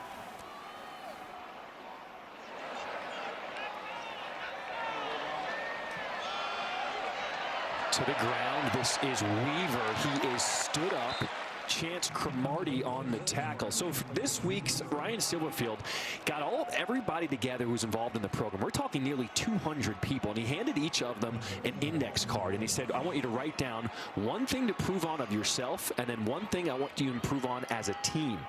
He kept all of those index cards, and then throughout the week, he talked to everybody and made sure he held them accountable. And it looks like it has worked for this Memphis squad. 3rd and 12. Another blitz by SMU. Hennigan getting away from the pressure. Cromartie eventually the guy to get him down. Move those chains. 1st down, Memphis. Yeah, and you see, the quarterbacks usually get to the outside. They look for that sideline, and Hennigan knew he's going to plant that right foot, stay upfield, and fight for the extra couple yards to make sure he gets the 1st down right here. Get up there now, right there. And he gets it.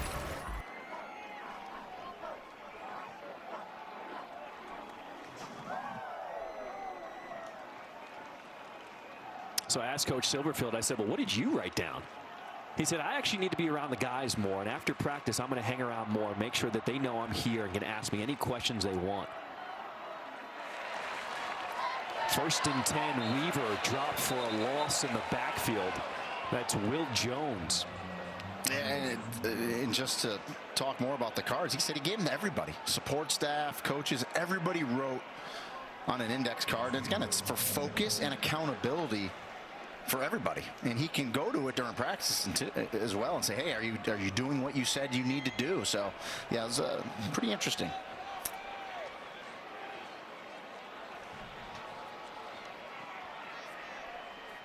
Second and 13. Hennigan with time over the middle. Big hit delivered by Delano Robinson.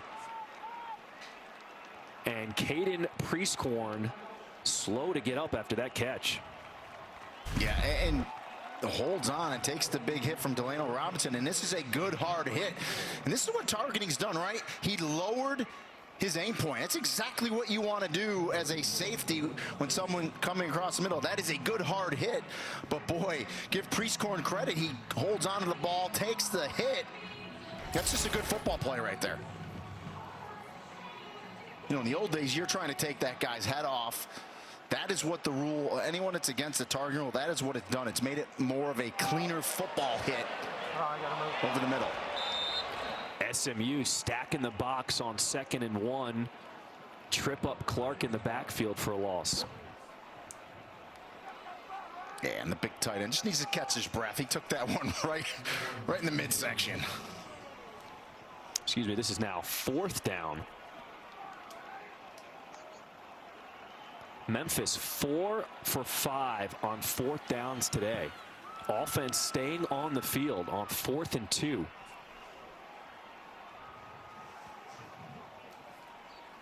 Clark stays in there at running back.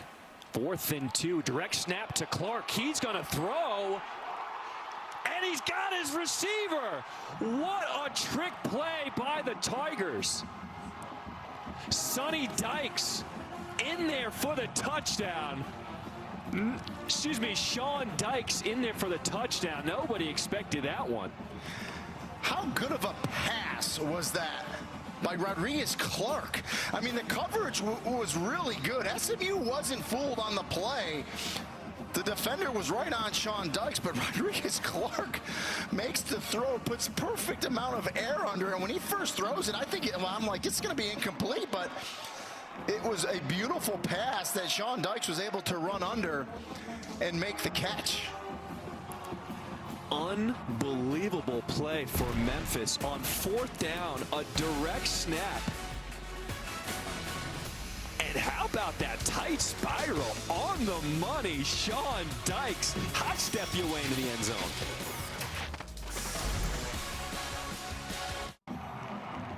Welcome back to the Liberty Bowl. Let's take a look at that last touchdown pass by Rodriguez Clark. Yeah, just perfect touch, perfect air. And how about the aggressiveness from Ryan Silverfield? Memphis is 5 for 6 on 4th down today. How about the second half? 3 for 3 all the passes have been for 27 yards or more. I mean, that's something right there.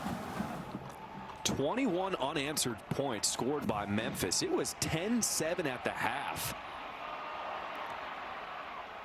Massey trying to spark something on the return, spun out of bounds at the 34-yard line. And now for our Fansville college football update, brought to you by Dr. Pepper. Georgia showing you why they are the #1 team in the country, up 40-3 against Missouri. And Ohio State, Nebraska's a very good team. That is not an easy game. They are up 23-10 right now over the Cornhuskers. Yeah, since Scott Frost has got to Nebraska, I think he's tied for 3rd in FBS with most one-score losses. I mean, that's crazy. I mean, they're playing so well, they just can't win. This is Siggers on the ground. Craig Rubin on the stop.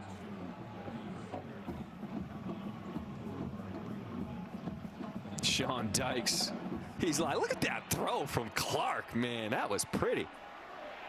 2nd and 4. Finally, Mordecai learns to throw it away. Again, though, the coverage on the back end for Memphis has been excellent. And again, I really think Mike McIntyre, the defensive coordinator for Memphis, is changing his looks up. And again, they're getting pressure on Mordecai as well. And, you know, they've been in 3rd down, 3rd and long a lot today. 3rd and 4, very manageable for this Mustangs offense. Mordecai has time, rolls out to his left, throwing on the run and throws a strike. Nice throw, caught by Rashee Rice for a 1st down, a gain of 16. Yeah, nice job by Tanner Mordecai to extend the play with his feet, roll out to the left, and give Rashee Rice time to come across his face for the completion in the 1st down. 1st and 10, back to Rice. He is immediately tackled by Quindell Johnson. And Rice just trying to go backwards to try to get loose to see if he can, you know, get some yards after catching an open field. But good defense there by Johnson coming up, making that tackle. Under 10 minutes to play here in this ball game. SMU, they got to get going here.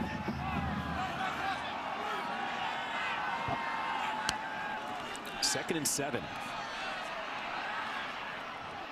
Tyler Levine. Now we're seeing SMU getting some running room on the ground, but it looks like Memphis is like, if you want to run the ball, cool, you can eat up the clock. Yeah, and Levine, obviously their bigger back, their bruiser, 230 pounds, picks up the 1st down there. 1st and 10. Mordecai, a lot of hand fighting. It was intended for Robeson. Sylvante Oliver was the man in coverage. Yeah, and so there's no such thing as face guarding. You don't have to turn around, but if you contact the receiver and you don't turn around, it's a penalty. So, yeah, you know, I thought there was a little bit there. That looks a little cleaner. Robertson doesn't get the call there.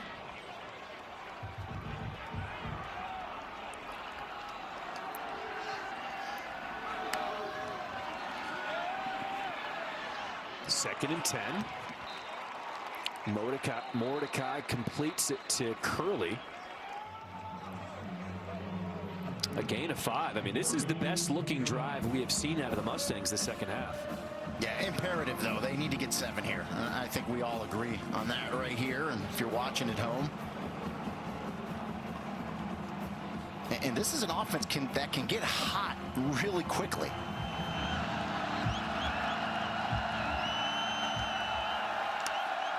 Third and 5. Mordecai looking, end zone. What a catch. Danny Gray hauls it in for the touchdown. We do have a flag in the end zone. Let's see what it is. Yeah, it's going to be pass interference. I mean, you said what a catch by Danny Gray. What a throw by Tanner Mordecai as well. The 1-2 punch team up again. Result of the play is a touchdown. Pass interference. Defense number 24. That penalty is declined.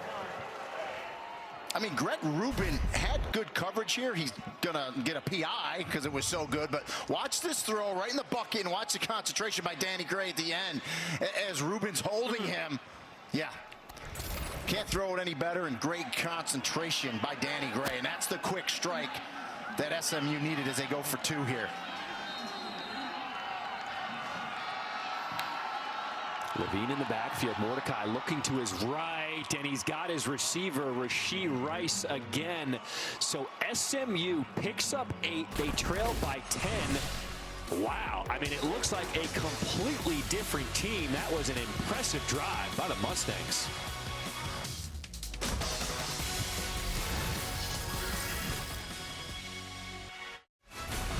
The Allstate Saturday Kickoff is presented by Allstate. Save money like a champion with Allstate.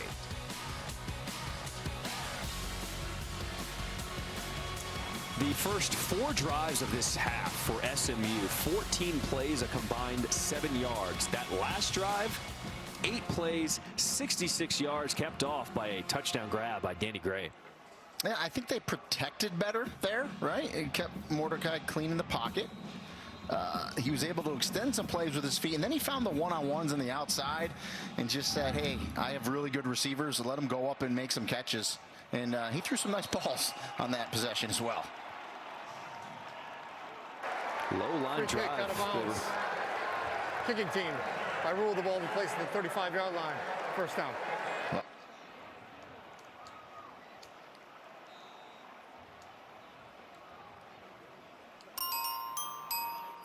later today, Michigan State's coming up at Purdue. That's 3:30 Eastern on ABC. Oklahoma State, West Virginia, 3:30 on ESPN. LSU, Alabama tonight, 7 Eastern on ESPN. And we had USC last week. They lost their star receiver, Drake London. A big test on the road at Arizona State, 10:30 Eastern against ESPN, on ESPN. Yeah, some good matchups tonight for sure. Hennigan rolling out to his left, throwing across his body. Throws it short, intended for Ivory. Yeah, and that one kind of got short-armed there. But I like the aggressiveness out of Ryan Silverfield and Kevin Johns. SMU just puts 8 up on you, gets it to within 2 scores at a 10-point lead. And so they're going to try to keep their foot on the gas pedal here and get some more points, and rightfully so. You saw Hennigan trying to shake out his shoulder. He came into this game with an injury to that right throwing shoulder. Limited in practice this week, but he has looked great here today. Going deep, one-on-one, incomplete. And when we talked to Ryan Silverfield about Seth Hennigan, I want to believe he said, well, it's not like if he's good, he gets a start. He's not going to throw the ball 60 times. Well, that was past 47 right there for Ryan for Seth Hennigan. So, yeah, they've loosened that shoulder up. Good for him today.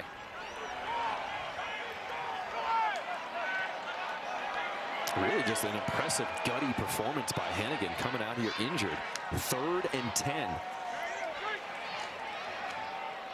Quick throw right side. That is caught by Austin short of the first down. Rogers there on the stop. And that's tough when it's 3rd and 10, right? Because you had a little comeback route by Austin. He makes the catch, but you're only going to pick up 8 yards. And here we go, 4th down. Feast or famine. It's been feast. It's been feast all day for Memphis. On 4th down, Memphis is 5 of 6 today. They've gained 157 yards. This is 4th and 2 on their own side of the field. 2 tight end shift to the right side of the line. Hennigan gets this snap.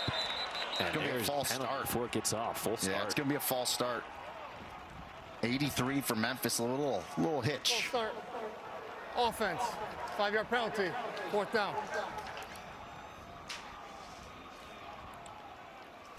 Yeah, it's going to be the tight end right there. You see him because he's pulling, right? So he starts leaning back just a little bit to be able to get out. John Hassel there, 83. And now you're going to punt. Honestly, I almost think he did him a favor, because I think with a 10-point lead, if you don't get that there, wow. I mean, SMU has great field position, great momentum. So, sometimes things happen for a reason. Joe Doyle is on to punt for Memphis.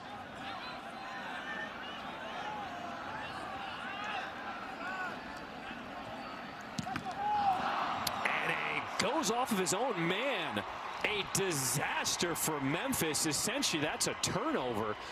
And SMU with great field position. And that's the problem when you're a rugby-style kicker, right, on a punt. They do every different kind. When you roll out, you got to make sure your PP, your personal protector, isn't in front of you enough where you're going to kick him in the back like he did here. And, yeah, as you said, this is just as good as a block. SMU gets the ball on the other side, down 10.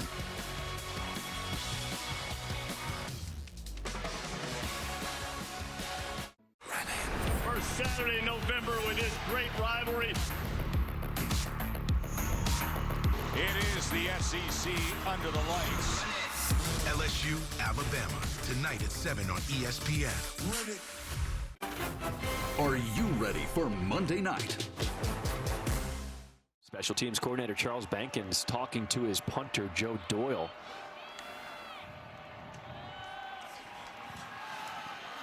SMU now has a chance to get back into this game. Robertson with a nice run after the catch. A gain of 15. And now you see rhythm out of Tanner Mordecai after that last possession. Looks much better. Levine straight ahead.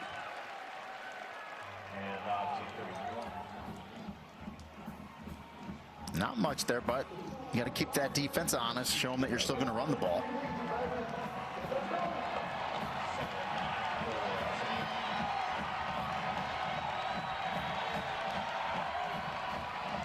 .6:30 to play here in this fourth quarter. Can SMU get back into the game? They were just down by 18. 2nd and 9, low snap. Mordecai picks it up, fires over the middle. It's Robertson again. They are short. It'll bring up 3rd and 1. And we saw some low snaps last week out of Branson Hickman, something that he's got to fix. Levine up the middle, still chugging ahead. Brought down at the 2. And if I'm SMU, I go quick again right here and give it to Levine once again, and that's what they're going to do. 1st and goal, using some pace. Levine again. Did he get in there? Touchdown, SMU. We got a ball game again.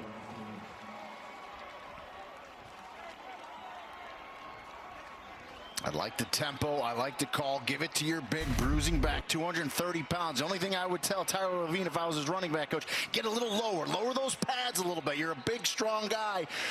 Don't run straight up as much. Get low. Really drive through so you don't give anything to the referee making this call, because I'm sure replay's going to take a look at it to make sure he broke the plane. That's right. This play is now going to be under review, as Levine was stood up at the goal line. So did he get the ball across?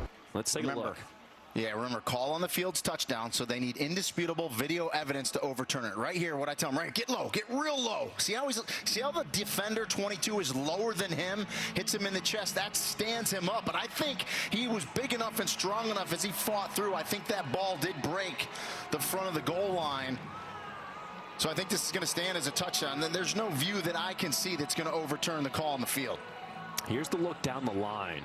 Tough to see where the ball is at this point. And it was Tyrez Lindsey, 22 for Memphis. It came in there lower, but remember, guys, the front of the football just has to touch the front of the line. I always tell people, the front of that goal line, it's like a sheet of water. It goes all the way up. If the ball just touches that sheet of water and puts a ripple in it, you have broken the plane. That's a touchdown. So what do you think the outcome of this review is going to be? I think it's going to stand. It's a touchdown. It was called a touchdown on the field. There's no view that I believe they have that's going to overturn it. And I do think the ball broke the plane. Well, there you go. But the yeah, touchdown stands, and SMU down by 4 now as they await the extra point. Yeah, and how big was that 2-point conversion on the last touchdown, right? Blake Mazza's on. And he boots that one through. It was just an 18-point lead for Memphis, and it's down to just 3. Under 6 minutes to play. This is shaping up to be a good one here in the American.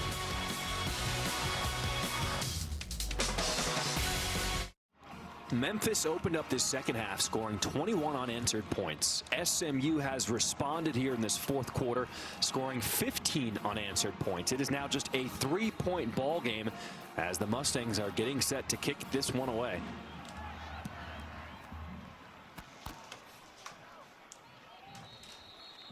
Kick goes into the end zone, so Memphis will take it at the 25-yard line. Let's take a look at the standings here in the American and why this game is so important. For Memphis, obviously, you want to stay above 500. If you're SMU, you're not out of the race for the American. You need to win this game. Yeah, they control their own destiny. If you win out these last 4 games, even though you lost to Houston, that will mean you will have beaten Cincinnati because you have them in a couple weeks. So they control their own destiny. Obviously, coach speak, you got to take it one game at a time. But if they do it, they'll be in the conference championship game.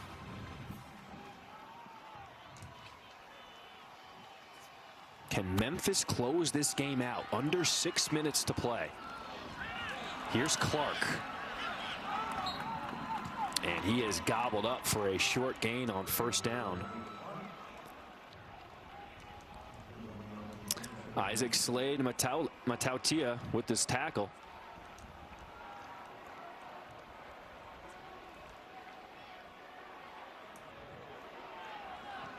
And Memphis should take their time here. Let this play clock run down. It's tough for teams that like to go quick, though, letting it get down there when you get a lead. They inevitably snap it too early. Lewis, the man in motion. He's on the left side of the formation now. Hennigan just threw it behind his receiver, was looking for Sean Dykes. Yeah, a little corner route. Clock. Yeah, corner route by Dykes, and that ball was behind him. And now you're in that 3rd and long position where you don't want to be, and we've seen Jim Leavitt dial up a ton of blitzes today.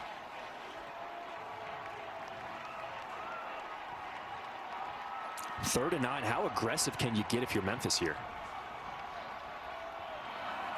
Well, I mean, you got to try to get this first down, right? Yeah, and SMU is going to take a timeout and talk about it, but this is a big play in the game. Defensive coordinator Jim Leavitt wants to talk things over on this 3rd and 9 coming up here. I mean, if you're Memphis, maybe a crossing route, something, high percentage where a guy can catch it and get the first down. But yeah, you got to try to pick this up and keep this clock moving because SMU offense is in a good rhythm right now. It's a hot offense. College basketball season tips off Tuesday. Unbelievable. What a lineup we've got coming up on ESPN. Women's hoop matchup at 5 Eastern, 2 Pacific has number 1 South Carolina at number 5 NC State. Then it's the first game of the Champions Classic at Madison Square Garden. Number 3 Kansas against Michigan State, followed by the exclusive reveal of the next college football playoff top 25 rankings, capping off the night with number 11 Kentucky taking on number 9 Duke at the Champions Classic. Everything also available on the ESPN app. One tap. 3rd and 9 for Memphis here. Here comes the pressure by SMU. Blitz is picked up. Throw is complete. Calvin Austin comes back to the ball, and there's a first down for Memphis. And when SMU is blitzed and Memphis has picked it up, great job by the back to come over. And then Hennigan just releases the ball on time, in rhythm, to Calvin Austin for the first down. Big time throw. And that's after SMU burned a timeout on defense. Memphis still able to pick up the first down. On the ground.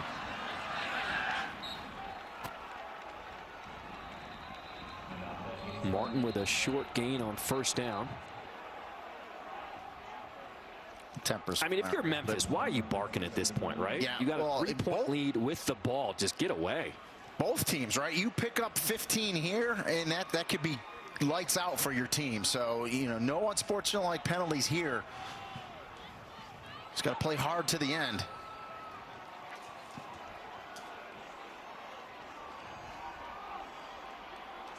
Asa Martin stays in there at running back on 2nd and 8. Hennigan looking to throw the quick out. And that's Austin again. I mean, he is so hard to guard, especially when Hennigan gets rid of it that quickly. And Hennigan's eyes were in the middle. You saw the two defenders look to the middle because that's where Hennigan's eyes were. It was almost like a no look. And then he immediately goes to the speed out to Kelvin Austin. That's how you hold a defender, just a touch with your eyes, and then you go to your best player. It's a good play. 3:30 to play here in this 4th quarter. SMU, 2 timeouts remaining, down by 3. They got to get a stop here. 1st and 10 for the Tigers.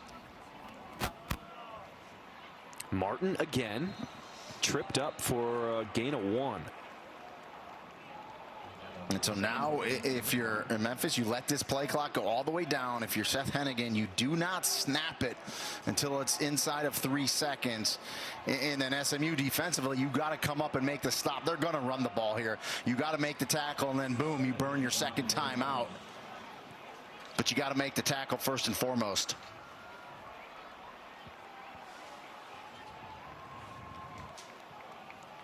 Marquavius Weaver enters the game at running back, 2nd and 9. Press coverage for the Mustangs. Weaver straight ahead, lowers the shoulder. He delivers the pain. Trevor Denbo with the stop. And the Mustangs burn their 2nd timeout. And now let's take a look at today's celebration moment, brought to you by Allstate. Yeah, Seth Hennigan comes back from injury. We weren't sure if he was going to start the game today. He looked good in warm-ups, and he's looked good in the game. Spreading it around to multiple receivers, running the offense like he hadn't missed a beat. 34 of 52 for Hennigan, 392 yards, 2 touchdowns. Did have the 1 interception. But I would say if you're a Memphis fan, you're pretty happy with the return of one Seth Hennigan.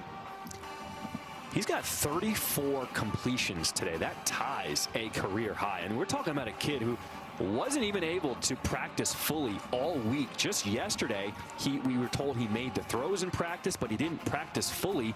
And here he is, gutting it out with a shoulder injury, a hand injury, and he's thrown for almost 400 yards today. Yeah, that's impressive. And he may throw it his 53rd time right here, because this is a huge 3rd down to try to put this game away for Memphis. 3rd and 5. SMU gets back on sides. Here comes the pressure. Hennigan avoids it, trying to get the 1st down. He will not get there. Tripped up by Richard Moore, the Texas A&M transfer, as SMU will use their final timeout. And they had SMU offsides. If they would have just snapped the ball, they had them in the neutral zone, they would have got a free 5, and for all intents and purposes, the game would have been over. He gets back, and then good pressure forces Hennigan out of the pocket, and then a good job defensively to come up to make sure he does not get the 1st down. That was 14. Richard Moore, who's been very active today, makes a big tackle. Now 4th and 3. I gotta believe Ryan Silverfield's gonna go for it. He's gone for it every time today almost. He's 5 for 7 today. 7 times he's gone for it on 4th down. What a game you've got. You are watching the All-State Saturday kickoff, and what a way to kick off your Saturday. Memphis clinging to a 3-point lead. They were up by 18 at one point until SMU woke up and scored 15 unanswered, and a big decision here on 4th and 3. Last time out, you had a disastrous punt. On 4th down, Memphis has been going for it, and it's been working. Ryan Silverfield, he has been aggressive today.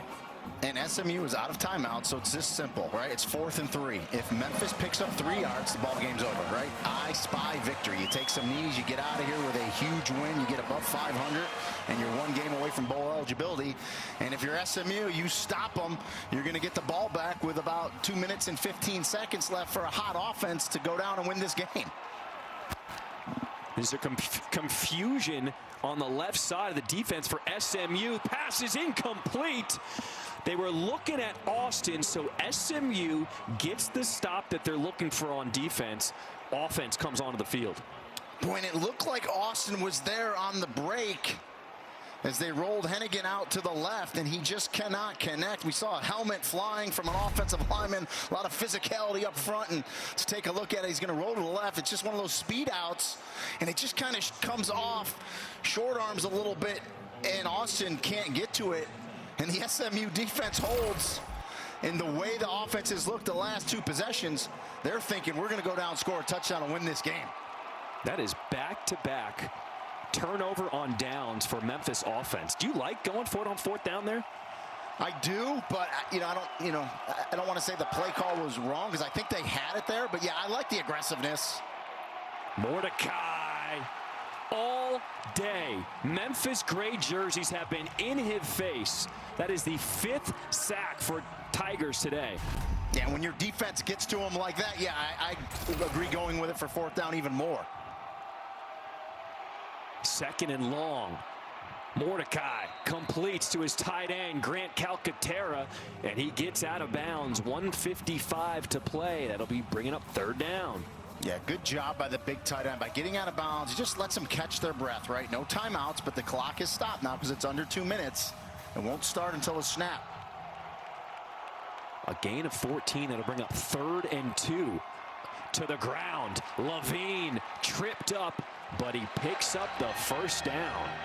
Yeah, and that's all they wanted. Johnson was there, the safety making the stop. Yeah, make sure they got the 1st down, which they did.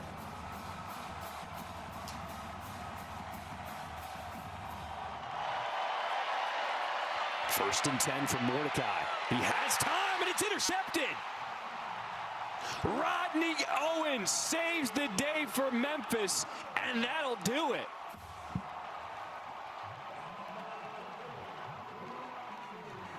Yeah, Rodney Owens, the nickel. Good coverage. He's underneath. I don't know if Tanner Mordecai saw him. He was in great position. Mordecai releases the ball, and Owens is right there for the interception. Tries to squeeze it in there to Danny Gray, his wide receiver.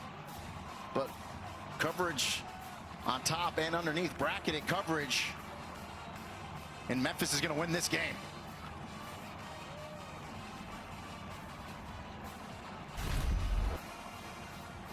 Take a look at it.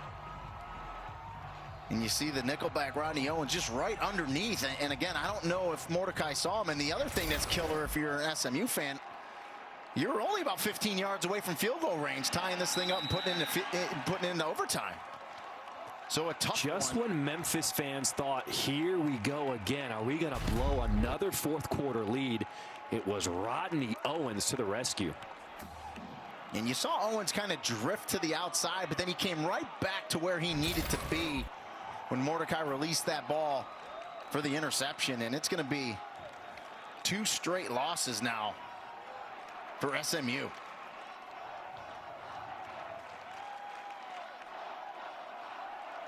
I have a feeling Ryan Silverfield is going to hang on to those index cards. I think that little bye-week motivation worked for this team because they came out inspired today. And now they're only a game away from bowl eligibility. Let's take a look right there. That's Rodney Owens. He's the nickel, right? So you're going to see him kind of drift with that outside receiver, and I think that's what Tanner Mordecai saw, but then he immediately came back to the hash where you want to be. They bracketed Danny Gray. You saw a defender on top of him, and then he was right in the passing lane. He played it perfectly. I know Mike McIntyre, the defensive coordinator, will be happy with that play. And, you know, if you're Sonny Dykes, you fought hard once again, had a chance. You came back. You're just going to come up short. Now we do have a flag, so the game is not over just yet.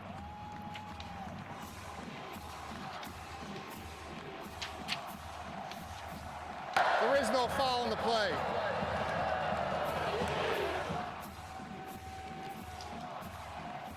As the clock winds down, that'll do it here at the Liberty Bowl. SMU, after an undefeated start the last 3 seasons, now goes to 5-8. Not the bounce-back game the Mustangs were hoping for. But for Memphis, an impressive performance, defending your home turf, and Ryan Silverfield at the Liberty Bowl is now 10-1. It is tough to beat the Tigers at home. And you like the aggressiveness. He goes for it on 4th down. He doesn't get it. SMU holds, but he's got, faith in his defense. You put him out there, they get an interception, they save the game. And how about the play of Seth Hennigan? Can't say enough of the young man. Comes back from injury. 34-53, 392. 2 touchdowns, 1 interception. Pretty gutty performance by the young man. How about the play of Calvin Austin as well? He went out early in the game with an injury in the first drive of the game, and it looked like the offense needed a lift. He came back in, and that was the spark they were looking for. They were down 10-7 at the half, scored 21 unanswered, and Memphis holds on for the 3-point win here at the Liberty Bowl. What a game for my partner Rini Angolia and all of our ESPN crew on site at Memphis. I'm John Triffin. Thanks for joining us. What a game in the American. Memphis comes away a winner at the Liberty Bowl.